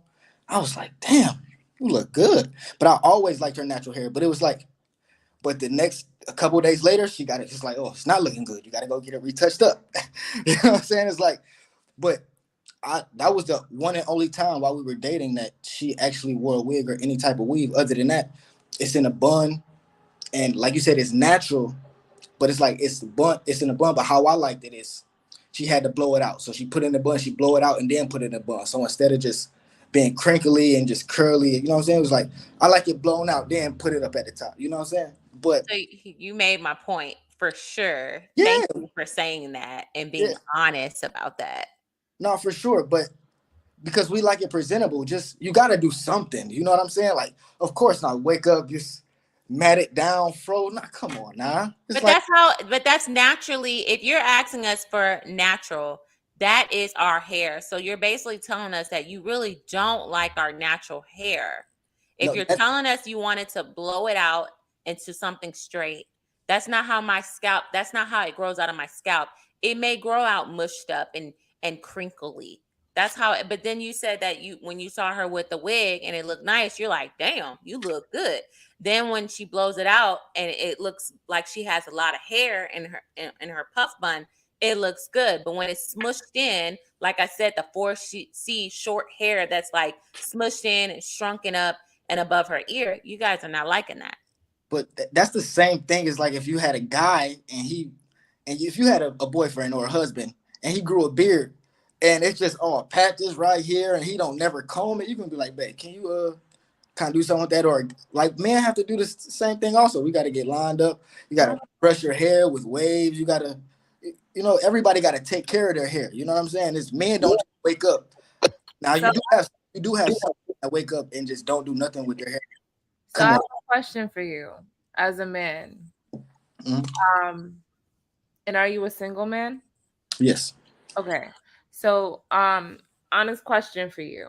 Do you associate a certain type of personality to a certain type of, like when women wear their hair a certain type of way? Like, so someone brought up the point that I seen that in the comments. No, it's not. It's not really that deep. It's was more than just the hair. It's like it's the whole fit. It's like up to bottom. You know what I'm saying? She could have. I could say you could say she could have. She could be you may think she's a stripper by her hair, but she could have a business suit on. You know what I'm saying? Or it's. You know what I'm saying? I wouldn't. Don't be thinking that deep. Our first appearance, we be like, man, do she look good or not? We don't be like, oh, what's her personality? Nah. We don't be like, oh, is she a good person based off her hair, or is she this way based off her hair? We don't be thinking that. So I wasn't even more so asking based on the comments. I was more so asking based on what we were discussing earlier, because I definitely do notice a different type of man, you know, trying to speak to me now that my hair is locked versus when it was wavy, because my hair is naturally like wavy curly, and well, it used to do whatever it wanted to do, right? I could give you a simple explanation. Okay. Different men like different things. Of course. Your hair will change, will damn near make you a whole different person, to be honest. Like, you know what I'm saying? Like you put on a little makeup and change your hair. I mean, like I got locks. If I cut all my locks off right now, I'd look like a totally different person. You know what I'm saying? Like, so. Yeah, I saw a woman who broke up with her man because I saw an article where a guy, she broke up with him because she liked locks and he got rid of them. Like, so hair is a real big part of like the way you look physically, aesthetically. You know what I'm saying? So, what was the point we were talking about? I'm sorry. So, I think you were talking about whether or not you think a woman or men engage women based on, like you said, no, but oh yeah, no, man, we just or like how they approach women differently based on the aesthetic of a woman, and her hair adds to her aesthetic. So I find it weird if but it's not just the hair; it's her whole outfit, though. You know what I'm saying? Because you could be wearing locks, or a natural look, and then have a business suit on, or be in some skimpy shorts, and I'm be like, hey man, what's up? What's your number? But if you got a business suit on, I'm like, hey, how you doing? I'm saying, "Oh, you're very beautiful. I would like to take you out on a date." Or you could have a wig, long weave on, skimpy shorts. It's still the same thing. Hey, mom, what's up? What's your number? Long weave, business suit. Is, hey, how are you? You look very beautiful. I would love to take you out on a date. You know what I'm saying? It's the whole thing. We don't just do it with hair. That's a more of a woman thing. We don't like the hair. That's if it's not natural, we know that's gonna change anyway. You know what I'm saying? We don't. So And, I'm going to challenge that a little bit, right? Because like right now, as you're giving your examples, you're comparing apples to oranges. But in what if way? I'm getting there. So bear with me for just a second. If we're taking two women in business suits, one's got a weave down to her ankles, and the other one's got like a cute little compact fro. Okay. It's the same attire, but the approach to those two women, it seems like women are communicating that they're approached very differently. The attire is the same, the energy is still the same, but because the hair has changed, then the way that they're being approached is changing. Okay, now I didn't get that part. I thought she was saying that the she gets approached by different types of men with different hair, not their approach change. When she said different type of man approaches her, that's because different men like different things. So we see locks, a different man that likes locks is gonna be like, damn, I like her. Some men don't like locks, so you're not gonna get that guy. So if you have a wig on that day, a guy that don't like locks is gonna talk to you because he doesn't see the locks. You understand what I'm saying? Now, I don't believe generally from my experience, but I'm not a woman. But Right. you're wearing a suit, a business suit one day with short hair, and a business suit one day with long hair, you're gonna get approached significantly differently. Like a dude ain't gonna see you with a business suit on with short hair and be like, "Hey, what's the deal, shorty? Let me get your number." Then see you with long hair and be like, "Hey, hey, you're very beautiful." As long as the whole fit is, because men are very visual. We look from top to bottom. We don't just look at face. We look at everything, body, how it's shaped, hair, like toes, like every we you know what I'm saying, very intricate when we look at women like that. So, I don't. I have a question. Do you think that it's a trend thing? Because when I look back, I don't know if texture had anything to do with this because this was before my time. I know I speak like I'm older. I think I'm older than everybody here, but I know in the 70s, people enjoy. This fro was in, so the texture was the popular thing. It was do you think trends have a lot to do with how we think of hair texture and all of those things? But I guess feel like what? it was celebrated in the 70s or But possibly before then. yes, for sure. But that also, they froze wasn't matted out either. They was, you know what I'm saying? They was picking them out. They was presentable. They wasn't I walking. think she was saying she was picking it out. It just wasn't a lot. She didn't have a lot of is that what you were saying, B Taylor? Like it's not like she's not combing her hair. You were saying that when she picks it out, it just doesn't go, it's a short fro. It's a Yeah, small. like I highlighted the comment earlier, but it was like you're confusing unkept with natural. But the thing is, if a Hispanic woman with long straight hair woke up in the morning, you think nothing's wrong with her hair, even if she didn't comb it. It just her hair is flowing. But why is it when we wake up, it's like, oh no, fix that. But that's just how my hair does. It may shape to my pillow because that's sometimes natural hair does that. It's gonna shape to one side and that's how it naturally is. The And same you're way telling me some plants you have to trim and some plants you don't. but They're you're they're telling me born that that way. I need to my natural hair is not enough. So when a long and it takes a lot. Somebody said this that we're lazy. First of all, the natural hair trend didn't start until like 2013. So that's we're only in 2012. I mean 2012. What the heck? We're in 2022. So that's only like a year's span of like undoing and conditioning of us getting perms, getting hot combs, getting wigs, weaves, whatever. We are all, conditioned to not love our hair. So the natural hair movement, people are still trying out the natural hair movement. And we weren't raised to deal with our natural hair. A lot of us were not raised to deal with our natural hair. Our moms had perms, our moms had the hot combs. or our moms didn't even have hair texture like ours, so they don't relate. So you're dealing with that. You're dealing with self-hate from ourselves and insecurity. Then you got the black man telling us, "Ooh, that type of hair don't look right. We like this when it looks like this." So we're like, you know what? I'm trying to do my natural hair. I'm buying all these products. It's getting expensive. It's getting time consuming. Like, you're telling me I got to spend my entire day doing my hair when the other woman can just wash her hair and go and let it air dry, but I can't wash and let it air dry because once that hair shrinks up, it doesn't look good anymore. No, I got to wash and blow dry, or I have to do twist outs and let it dry, then take it out so it can look presentable. But why is that presentable? Why? Well, Why? let me just. I'm sorry. I'm sorry. But even with that, like I did fit, as a person who grew up around a lot of people, a lot of white people, I will say that when they wash their hair in the morning, they do blow dry it. They don't just, it just doesn't sit there. They do go ahead and blow dry it out. That's what the most majority of the ones that I've been around that I've seen, they do that. And then even when you have a great, like a curly pattern, and you wash your hair and you let it air dry, it's still some manipulation that goes along with that. Most people just don't walk out the door, even with a curl pattern. They have to do something, maybe put some mousse, to make the curl pattern. So everybody manipulates in some type of way. Nobody's just perfect. But it's not the same effort, right? Because of course, I grew up in a similar environment, right?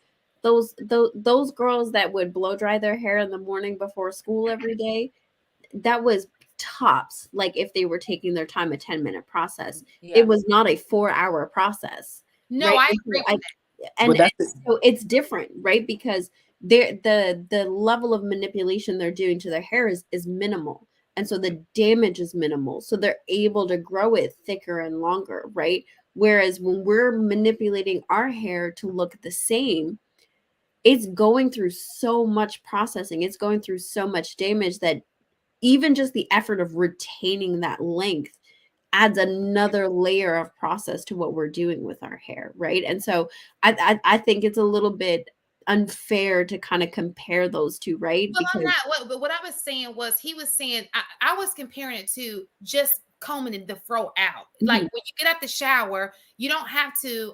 I'm okay with it. He was saying unkept, like not doing anything to it, like walking out of the shower, and that's your natural form. It's okay to pick it out. It would be similar to that. Just pick it out. Not saying manipulate it as in straighten it or anything of that nature. I'm just talking about like a picked out fro, so to speak.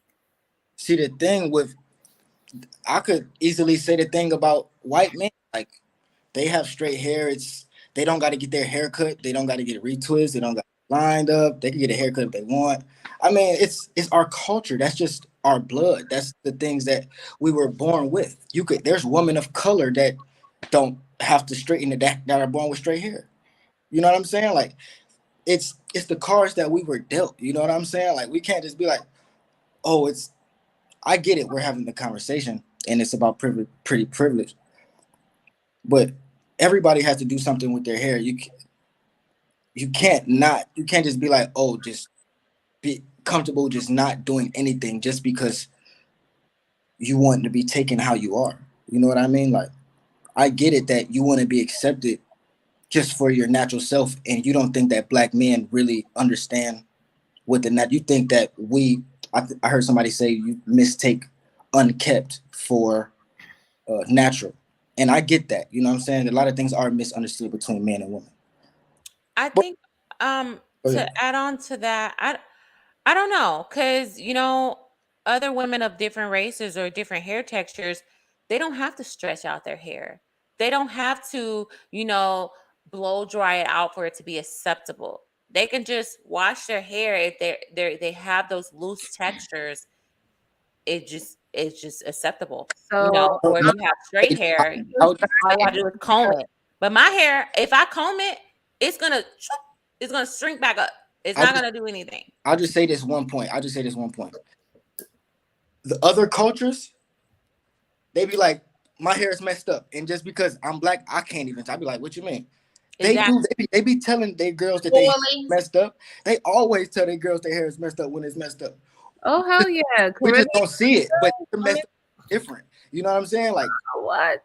I like. Thank you, I Tim. ain't gonna even lie. I've seen white Yeah. girls, Spanish girls, be like, "My hair is a mess," and I'm looking like, "What is you Nah, talking?" but it's not. Yeah, and it's not. I mean, I feel like it's just in general. I can't even say it's other cultures because D Taylor just spoke to her grandmother telling her that she needed to have her face beat to go to church. So our as women, young women coming up, we get it on both sides. But how funny is it that this actually fits the whole pretty privilege conversation? It kind of brings it full circle because I don't know if you guys remember the incident with, I think it was either Chris Brown or someone, and them saying that, you know, certain women were acceptable in their section versus others not being accepted in their section, and it was based on them being racially ambiguous and Mhm. their hair being a certain way, them looking a certain way. That's like, it's literally a thing. Like, Yeah. I mean, there are artists that do prefer or like natural women, but in the club, like, or in certain spaces within entertainment, that's still not a thing. Like, it's still not, you know, accepted in Let mass. me I mean, nobody not being made up in Hollywood is not accepted. You know what I'm saying? Like, come on now, nobody. They're not even gonna let a black man go on there. Like, unless that's your character, you're not gonna be on TV not lined up or shaped up. Like, come on now, that's TV. let me just say this. You know, I think that like he said, like he did make a point. I think that, you know, that's just the car, those are the cards that we were dealt, you know, because I look at my black and I look at all of this black on here as being so beautiful. They got a tan to get like this. You know, we just wake up and go. You feel me? There's so much about our blackness that is beautiful. I mean, think about our bodies. They pay all this money just to get a body that God gave you Yes, free of charge. So listen. it's just maybe the hair, okay, but we got everything else. Listen, ain't no question that our melanin is magic in my mind. And Absolutely. I feel like as a woman that's come up, like, I'm a first generation American, but I grew up Jamaican culture, like heavily influenced by that side of my family. And it's Jamaican is Cuban is West African. But like, and even within that culture, there's like a lot of people that don't like themselves. Like, they bleach, they try to look lighter. Like, it's just really And according to, why? because it's Crazy. societal standard of beauty, and I think it's crazy, and it's a bit, a little, you know, a little bit of like those issues, those things that we need to unlearn, but it's an actual thing. I mean, it seems like we have like a pretty level-headed panel here where like we can be objective and we can see, like, you know, if you're doing it for yourself versus doing it because you're not accepting yourself or you're trying to hide from yourself, you know, something completely different. But I think what it boils down to is us just dating people who accept us for us through and through, not, you know, with the wig, without the wig, or someone that sees you beyond that, like with the weave, without the weave. Like, I think that's what it pretty much boils down to. Date people that prefer you. So Shantae, like I heard you ask why, right? I I was mean, asking why. It's like because to me, I know to them, obviously it's been conditioned, but to me, I love all the different, you know, flavors we I have. hear you. I do. I think it's sometimes it's bigger than that, right? Of course, of When course. when you see people who look a certain way, from your perspective, they have life easier. Hmm. They're treated more kindly. Hmm. They're treated like human beings. I as wild as it can sound, can understand why they would do that to themselves to Yeah. get some kindness in this world, right? Like pretty privilege doesn't just exist in privileging the pretty, it also exists in disadvantage. Y'all know what I mean. Disenfranchising. We'll go with that. Well, disenfranchising those that don't fit that beauty norm, right? It's not like those who aren't pretty live in a land that's neutral. There's a cruelty and a lack of humanity that's attributed to the people that don't fit in, right? And I think sometimes it can be really easy to say, why would you do that to yourself? When, because again, a beautiful panel, beautiful women that I'm sure at some point you've heard that you were not beautiful or that somebody has tried to make you feel that way. But when we look at like the general population of people, you are all beautiful. There are people who don't fit those standards, who have never had somebody say that to them ever, who have never had the kindness that comes behind being beautiful, who have never had the attention from men that comes from being beautiful. And I think people wanting that for themselves, I think it doesn't justify what they do to themselves, but there is like a level of compassion of people have just, human beings have just not been nice to you because they don't find you attractive. Welcome to being a man. Why do men want women to experience their experience so bad? Oh I no, don't no, I understand. didn't. I definitely do not. That was just an observation. A lot of guys. I would never want women to experience But what a it's lot of men man. do. They'll be like, "Well, men gotta do it, so therefore, There, if those are we those gotta are go through it, you gotta go through it. If we guess gotta what? take it on the chin, you have to take it on the chin." Those are adult males. Yeah. Yeah, those are men that, I mean, and don't get me wrong, right? Because I do feel like there's like a certain level of empathy and compassion that we're supposed to possess for our male counterparts. Mm-hmm. However, I just don't, what I don't like with a certain set of men in today's world is that resentment toward being a man and a resentment toward women for being women, Yeah, making it seem like being women is so dangerous to men yeah. being men. That's the part that I don't really like or respect. Aside from that, though, I fully believe that we would benefit from being compassionate and empathetic toward one another's struggles because literally we are all we got, and we both have a certain set of struggles that nobody outside of our community can understand. So if we were a bit more compassionate and empathetic toward one another, I feel like, these conversations would be able to flow differently amongst us. So I added on God will spirit. Welcome to the panel. We are actually going to, because we're trying to go over 3 hours. Oh, I'm sorry. So no, it's fine. I would love to get your take, and then we're gonna all go around and talk about the solution, because this is a solution-based panel.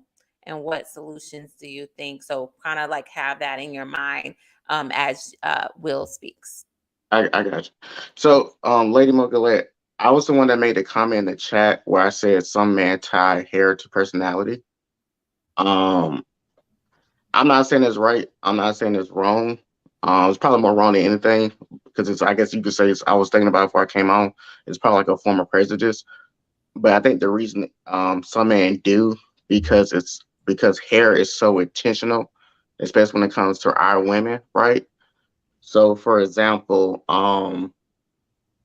if I see like someone with like your hair, right? If I see someone with your hair, or a man sees someone with your hair, right? They may assume that you're more spiritual, right? In essence, whether it be right, wrong, or indifferent, that is what some people may do. So those men who aren't as spiritual may not approach you.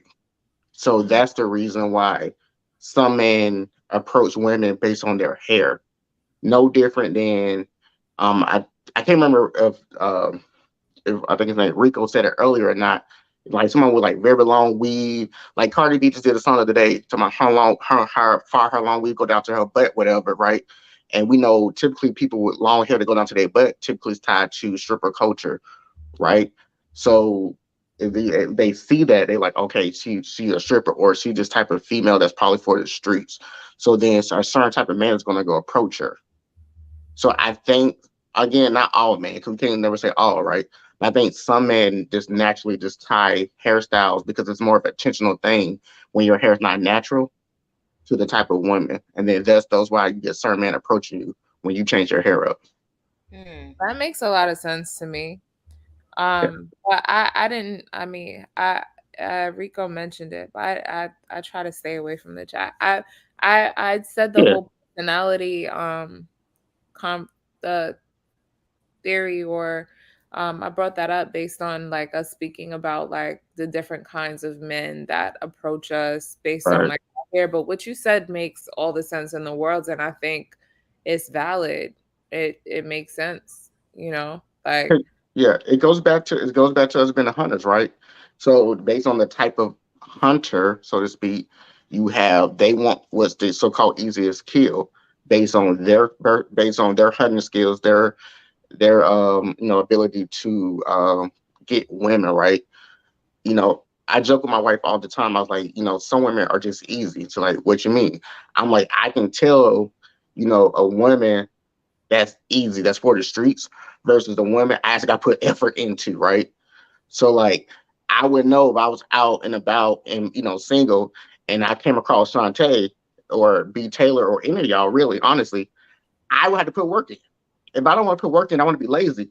I'm not going to approach y'all, right? And that's based on your appearance. It's based on your vocabulary, based on your communication, based on your walk, your talk, based on everything, right? And so your appearance goes back to your appearance overall initially. Like, nah, I don't want that. Let me go find the long hair, weed down to the butt. I'm gonna go approach her. That's what I want, right? So it goes back to Wow. that. It's I'm glad tied. It's you all tied said together. that. I'm I'm sorry. glad What? you said that because I think a lot of women are mixing that up. Like even when you said that, I was thinking back on college when all my friends were being approached by the guys, and I think about the type of men. Right. Although we were in And the college, type of woman. Our right, parents. and they were trying to, ain't nobody was taking them serious. Nobody was trying to make them their woman. But I didn't see that from my young mind. All I Right. saw was I'm being left out in the dark because I may not look as nice and presentable as them, and doing what the other girls are doing. So I started following what they were doing and dressing how they were dressing and putting on makeup and putting on the weaves and stuff like that because that's what got the attention. But when I think about it, even when I was doing that, I was attracting the basketball players or, but they weren't, it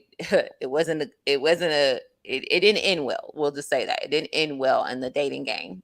So I can say that may be facts and that needs to be said, for women, young women who are listening to this, that just because so men can tell that women are easy catches because of how she looks. So are you saying, what does that look like? What do you mean? What does it look like? Because you said the girls with the long hair down their butt, the weaves down their butt, and stuff like that. Because I mean, there's some women. It's the whole wardrobe though. yeah. And I agree. It goes to the whole ward. I agree. It goes to the whole wardrobe. Right. It goes to the whole wardrobe. So like, okay, to the whole wardrobe thing. In a sense, it goes within a sense it doesn't. So like, so Sante and I think Miss Naz, right? Their hair, to me, while being up close and personal, their hair looks the same. In terms of texture, maybe it's different, maybe it's not. I don't know, right? But as long as straight down, me personally, that's all I care about. I like natural, long, straight down hair, right? But based on how their wardrobe is, and based on how their hair is, because it is in the natural form, me personally, I would associate with that. If I'm not serious, I'm not about my business. I'm not going to approach them. Be Taylor, because your hair is more perm. I don't know if it's natural or not, because you It's have a hat on. natural. It's Okay, cool. natural. Okay, cool. But because your hair is more straight and more in a natural form, and because it doesn't look um I forgot, like the same, it's not the same texture as their hair. I would be like, okay, you may be easier to talk to and lay back just off of your hair and then what you wear. And then from Miss Lady Mobilette, based on her hair, for me, I'm just gonna actually assume, okay, she may be a little bit more spiritual. And then so I'm just saying, so that's what it looks like. Like how serious I need to be. And now granted, when I start talking to you, then I'm going to adjust my language and my communication and say, oh, in over my head or I'm not in over my head. Right? Because you don't know till you start talking. You really don't. Okay, that's But interesting. it just goes back to the hunter. It goes back to the hunter mentality and how we approach stuff. Rico, can you confirm or deny that what he's saying is No, I had cut off for a little second, but it's really just the whole It's their whole outfit, man. It's their whole aura about them. So it's about what you're wearing, not how your hair is. It's about Not how yeah, it's really because to be honest, she could have a bonnet on, but if she could have bonnet on and sweats at the grocery store. But if she carrying her, because you could tell, you could look at the nails. I wouldn't talk to her. I'm like I'm anti I'm bonnet. calling But her but ratchet. but you Right with me you too. married too.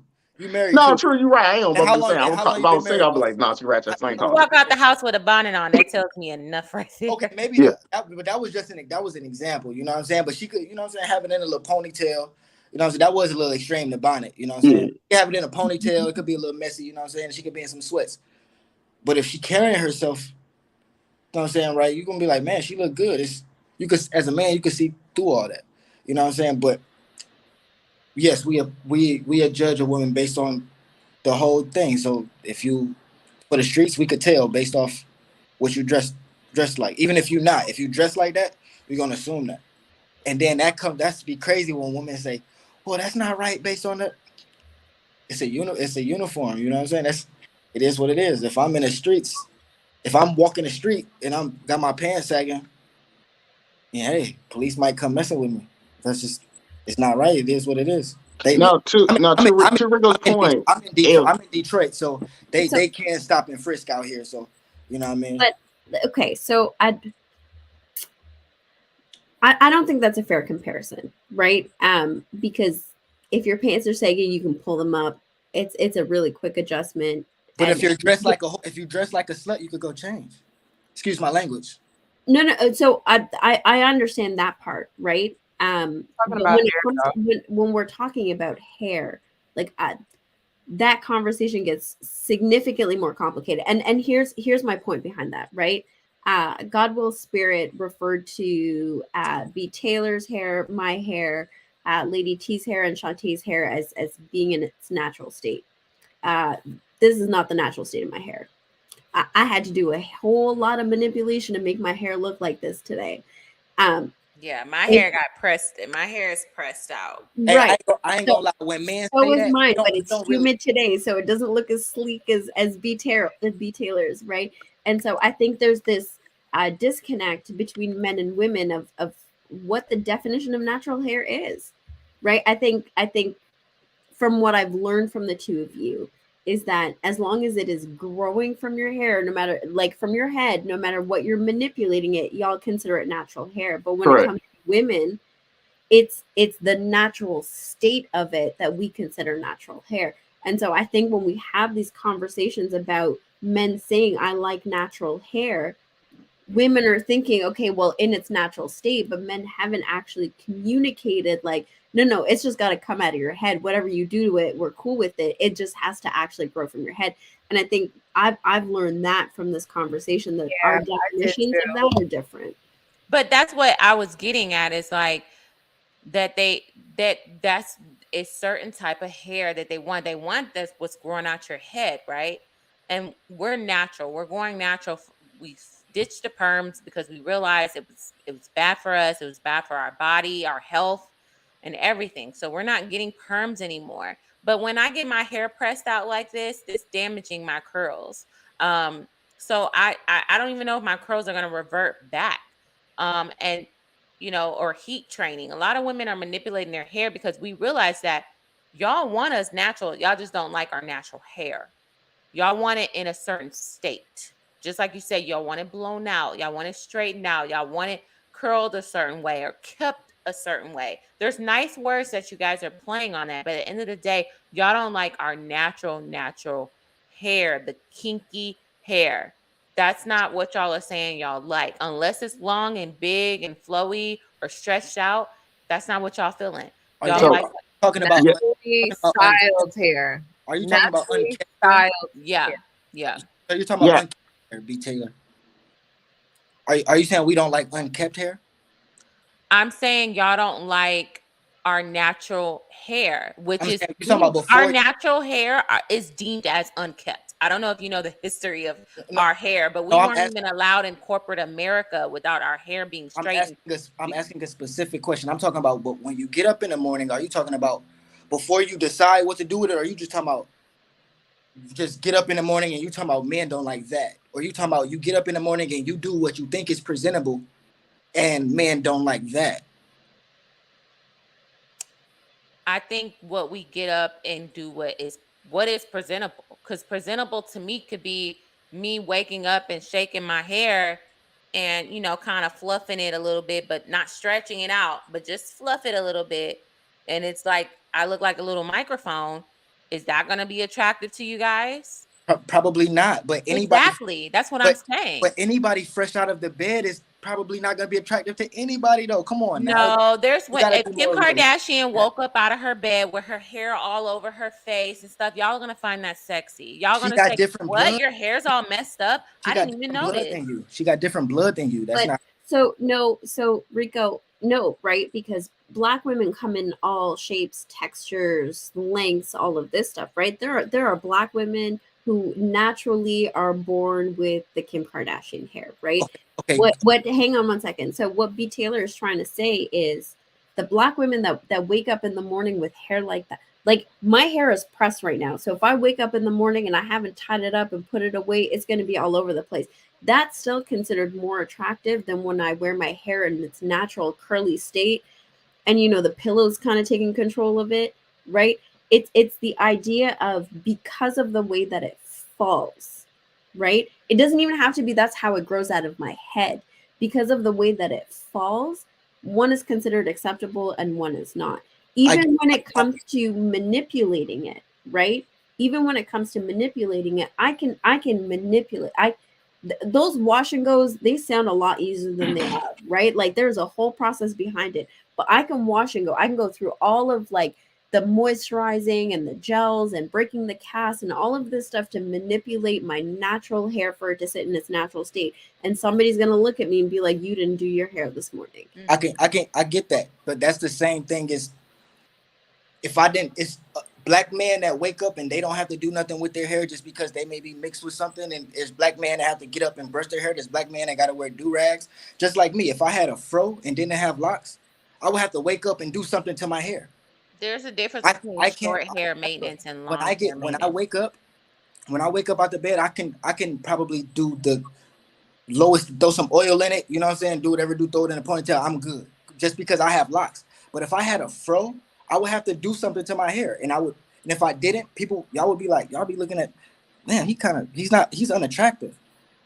Like, you know what I'm saying? Like, man, he's kind of ugly. Why he ain't do something with his hair? It's the same thing with men. You can't just think, you can't just want what other people have. They have different blood. It is what it is. Like, we all know what attraction is, and we all know what presentable is. Do we? What is presentable, and where did we learn that? Is that European standards? Well, no, I learned what was presentable from my mom and my family, to be honest. And where did she learn it? Probably her family, her grandmother, her mother, And where'd they learn it? Grandmother. Yeah, come on, you know. But that's Taylor's point, right? Yeah. No, but if we're gonna go back come on now, we're talking about solutions. If we're gonna go back that far, who got y'all to wear a weave in the first place? It wasn't. We was wearing froze. It wasn't a Black man that told a Black girl that, hey, you should start wearing straight hair. Black man didn't do that. But y'all didn't give us the affirmations that we needed to fight well, against that. Okay, So, that was hang on, Taylor, because I got some pushback solutions. for that. Hang on, Rico. So I got some major pushback for that. We're not going to pretend like back in times in Africa, people were not wearing wigs and weaves. We're not going to pretend like that didn't exist before colonialism. Like that wigs, or are you talking about braids with weave? No, I am talking about wigs and weaves. It has been it has been proven. There are archives. What kind of wigs and at what times though? It doesn't matter. No, that's not no. You're splitting hairs over semantics, right? Okay. Like this idea, like that women are wearing their hair in a certain way to present as whiteness, that has been manipulated through colonialism as if these things didn't exist pre-colonialism. I never said that. I never said women were trying to be white or have whiteness. I was just saying there's reasons why they did it. I didn't even want to get into that. But it wasn't Black men that told the black woman, go from that fro and go straighten your hair. It wasn't the black man that converted to that But sense. y'all didn't fight So against it. Y'all didn't give us the We say affirmations we to don't do. like it all the time. But no, now so y'all are Black men in saying Ri- it. 2022 are Rico, still saying we don't like that shit. Rico, point, brother, to your point, you kind of wrong. Only because if you look at even during the time of the civil rights movement, like Michael X, for example, right? Well, technically, before he even got heavily involved in the civil rights movement, he got his hair permed. So there was a time when black men, whether they directly told somebody or through their actions, they told black women, "Hey, us as black men, we want to be closer to whiteness. Whiteness, let's perm our hair," and thus the black women perm their hair. When I was in the high school, I graduated high school in 2006. I'm 34. So even when I was in high school, there were black men perming their hair, just like you seen Andre 3000 perming his hair. So it's been so whether they deliberately told somebody or through their actions they told somebody, black men have done it. Maybe not in the masses, but black men have done it. They That's got I the get that's what Jerry I get what curl you're saying. too. By being the leaders of the community, we started. So I get what you're saying. That yeah, makes And that's sense. they that's had that's all they were saying. yeah. That's all I they were get that. saying. I get We've that. done it. But not only that, like let's take it a step further, right? Like when it comes to, hey, like, we can't do this household thing under one income. I need you to go get a job. But in order for that woman to go get a job, her hair's got to look a certain way. You know what, sis, I need you to take one for the team. So let's not pretend that black men are not a part of this, right? Even when it comes to little girls, you think your little girls aren't overhearing you talk about hair texture? You Yeah, think that good that's not hair. affecting it? Like, I think it's like we can't pretend like black men don't have a say or influence on how women wear their hair. Whether some agree with it or not, there are men out there that are like, nah, sis, you got to be wearing a weave or a wig, otherwise I'm not looking at you and like any kind of way, So right? So like there's an influence, right? Whether it's positive or negatives, it strictly is landing on what your perspective is, but there is definitely an influence. so I got a Have question. you How ever made a would man? when you wake up, Ness, when you wake up, how would your hair naturally look? I have pretty tight curls. I mean, what does it look like? I guess I'm saying what it would be like more puffy. What it not? Because to me right now your hair looks like just straight, but so would it look like that or look like something else? Because I've pressed it. So when I do my curls, when they are moisturized properly, they don't reach my shoulders. Okay, There's that much shrinkage that they do not reach my shoulders. Even now, there's a loose curl in it that if it's not pinned straight, so it's not falling as long as it could, right? And all of those things play a factor on how certain men interact with me. so what? If you don't mind telling me, what's your hair texture? I have 3C hair. Okay, so I just asked my wife before I got on. Asked her what her hair texture was. It's 3B, and so That's mine. okay. So when I met my wife, her like No, her not 3B. Sorry. I don't. uh, Anyway, go ahead. it's good, it's good. So when I met my wife, her hair was natural. It wasn't necessarily like yours right now, which is like literally natural. Oh, it was curly and everything. I had no problem with that, honestly. And I've always told her, I said, I like your hair natural. I like your hair the way it is. I said, I'm simple. You can wear your hair as is, curly, or you can wear it straight down. And she's like, well, I don't do perms. And she's not, because of the damage and everything. I said, I don't care. I said, my number one requirement, as long as you look good, that's it. That's the only thing I've ever said. Oh, yeah, I like that. Yeah, that's how hers used to look. Yeah. I'm like, so my number one requirement for my wife has always been, as long as, for any woman, honestly, has been as long as you look good. Like my wife, no, she talked about cut her hair one day, like short, like Halle Berry. Babe, I can't do it. I don't think you look good with it. That's me personally. I no. And here's the thing though, I've shaved my mustache off before. She hated it because I have a baby face. So so there's give and take on both ends, right? So, but that's not for me personally. For any woman I've ever been with, and I've only been with black women. My only requirement is as long as you look good. So I think there are a segment of men, maybe not the majority of men. I don't know. Our segment man is like, as long as you look good with your hair, regardless of how natural it is, we don't care. And I think there are no segment man is you have to meet the so-called European standard. But I think if more women, I would say this, if more black women set the standard for other black women, I think more black men will fall in line. But why can't black men start encouraging us to and take off the wigs and embrace our natural hair? But at the same time, y'all are telling us that it's not the natural hair y'all want. Y'all just want us to stop wearing weaves and fix our natural hair into European standards or acceptable or kept standards. Because So I we keep What I brought emphasizing on this unkept thing. what I we tell what I established tell already that there are two definitions of natural hair, right? We established that tonight. So I think first, black women would have to make sure black men are on the same page of what's actually natural. To make sure we have the same definition. Once we realize what the definition is, then we need to see those black women and understand what that actually looks like, right? Because until I met my wife, I have a mom, I have a sister, and my sister light skinned, but both my parents are the same color as me. So, whatever, her hair is a little different. I ain't know nothing about 4C, 4A, 4B, 1, 2, whatever. I ain't know nothing about that. So, once we figure out the definition, which is a part of the solution, right? We're talking about solution, we're on the same page of definition. Two, we need to see what does that look like. And three, once we figure out what does that look like, understand what type of maintenance or whatever is required, and how simple it is to curl or how simple it is to press, or whatever the case may be, and just get on the same page. I think we're just not on the same page because we don't understand. I don't understand hair.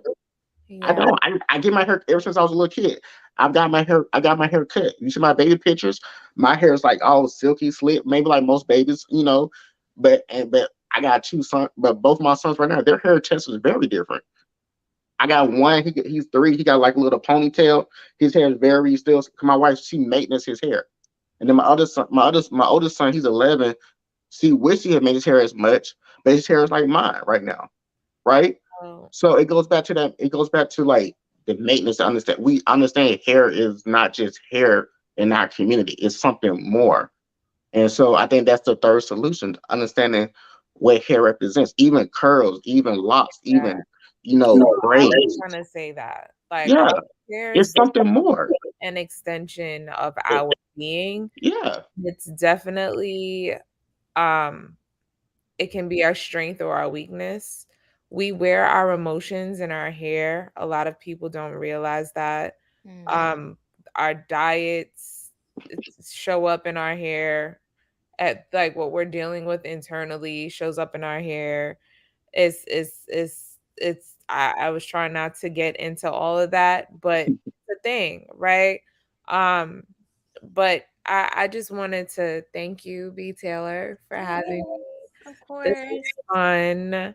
I Yeah, had we're gonna start wrapping it up with solutions. I know this was a long conversation. I I know the enjoyed it. I yes, thoroughly enjoyed it, and I feel like I kind of spoke to my solutions earlier, yes. but I gotta run out. I appreciate you guys. Sending you guys love. I hope you guys enjoy the rest of your night. Thank you. Okay, so we're gonna go in line about our solutions. So I'll start with who wants to start first? Okay, Shantae. I think that we just need to start praising and appreciating, what God gave us. We're trendsetters. If we start believing in it, everybody else will follow suit because, like they always do with everything else. And once I think about it, when I was sitting here when he was talking, all of my friends who are natural are married. And I'm talking about the natural, like they're all married. So there's some legitimacy to this. It's legit. So I think that we just have to start appreciating it, like I said, and believing in ourselves, knowing that we're beautiful people. And like I said, they will follow suit, just like they do everything else. Okay. I guess I'll go next. I think like everything starts with the individual and grows to the collective. I think if each person starts to really love themselves and do what's best for them and partner up with somebody that aligns with what they're looking for, then we start to have couples that do that, that raise children that do that, that builds a community that does that. So I think if you can really, if you want to wear weave and that makes you feel good, partner up with somebody who's okay with that. If you want to wear your hair natural and that makes you feel good, partner yourself up with somebody who wants that. I think when we start to kind of brick against what makes us feel like our best selves and we partner with somebody that shames us for it, that's really where that conflict not only builds, but it extends into the next generation that just continues to snowball. So do what's best for you and pick somebody that aligns with that. Okay. I think Official Rico. Oh, go ahead. Go ahead. I'm sorry. I think there part of the solution is for women. I think two ways you can go about it. One, I think if you're starting to date somebody, your first date, show up in your natural hair. See how they handle you. How they deal with you, regardless of what picture they send on Instagram or you sent them. See how they handle you. Or second, go with them how you present yourself through Instagram or through pictures, right?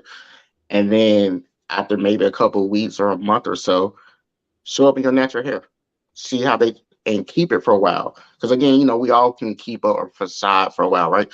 But keep it for a while. See how they continue to approach you. If they change, if they don't hold your hand in public, right? If they just do things differently than what they show themselves to be, right? And then once that man in either scenario proves to be 100% comfortable with you, you know that man really loves you and likes you for you in your natural state.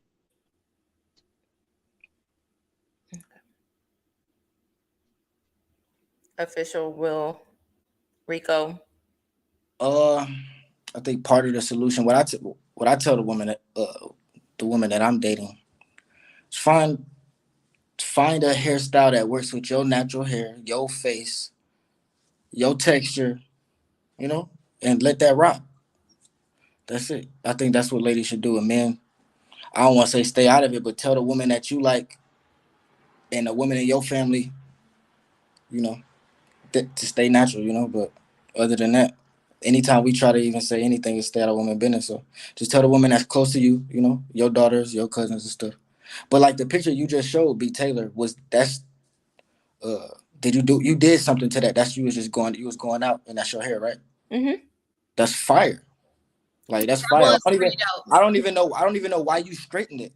I don't even know why it's straight right now. Like like I ain't gonna lie, like it's fire. Like Thanks. whether it's straight, You curly, it's know it long. was cute. Did you see how she took that picture? She knew it was You cute. know what I'm saying? Like, you know what she playing? She talking about the heat is damaging her. Yes, that's your.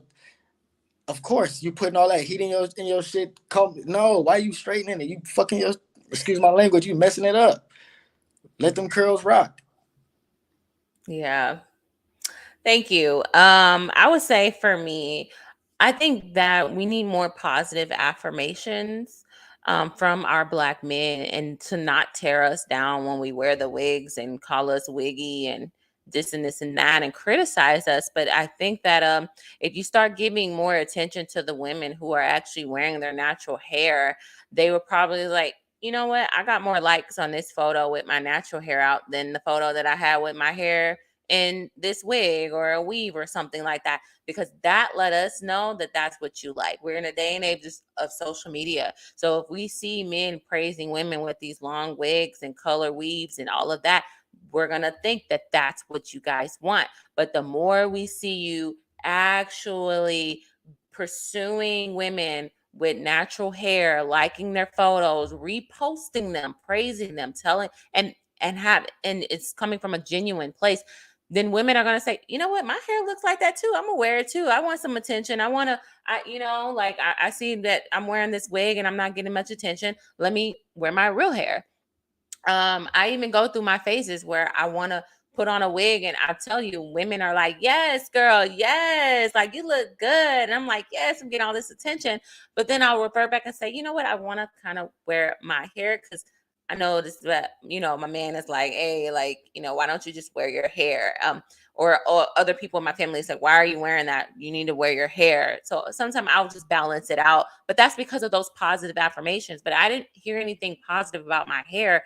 I would probably be more inclined to wear wigs and weaves and complain about my hair. Because I ain't gonna lie, when you put on a wig and you take it off, you're like, ugh, So I think giving positive affirmations would help. And then going back to the original question of pretty privilege and excuses bad behavior, I do think that is true. But as a society, we need to stop excusing it.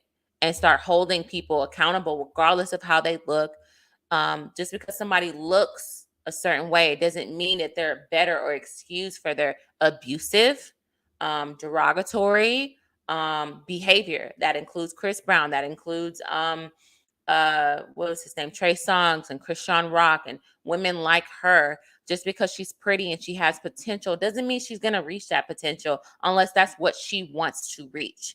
Just because you see it and you would have used her beauty and her body and her looks as an advantage for your life, that doesn't mean that she's going to take advantage of that. Therefore, stop excusing her behavior and thinking she deserves better when her behavior is not exemplifying a man that she deserves in her life. Like y'all say she deserves a good man. She doesn't, because she's going to ruin him, because she may be pretty on the outside, but she's ugly on the inside. So I think as a society, we do need to see and pay attention to how that person really is and not the outside appearance. And that's my take, my solutions for society. You guys comment after this video and tell me what are your solutions, regardless if it's about the hair or pretty privilege. We want to know. We want to go back and read you guys' comments. Like and subscribe to the channel.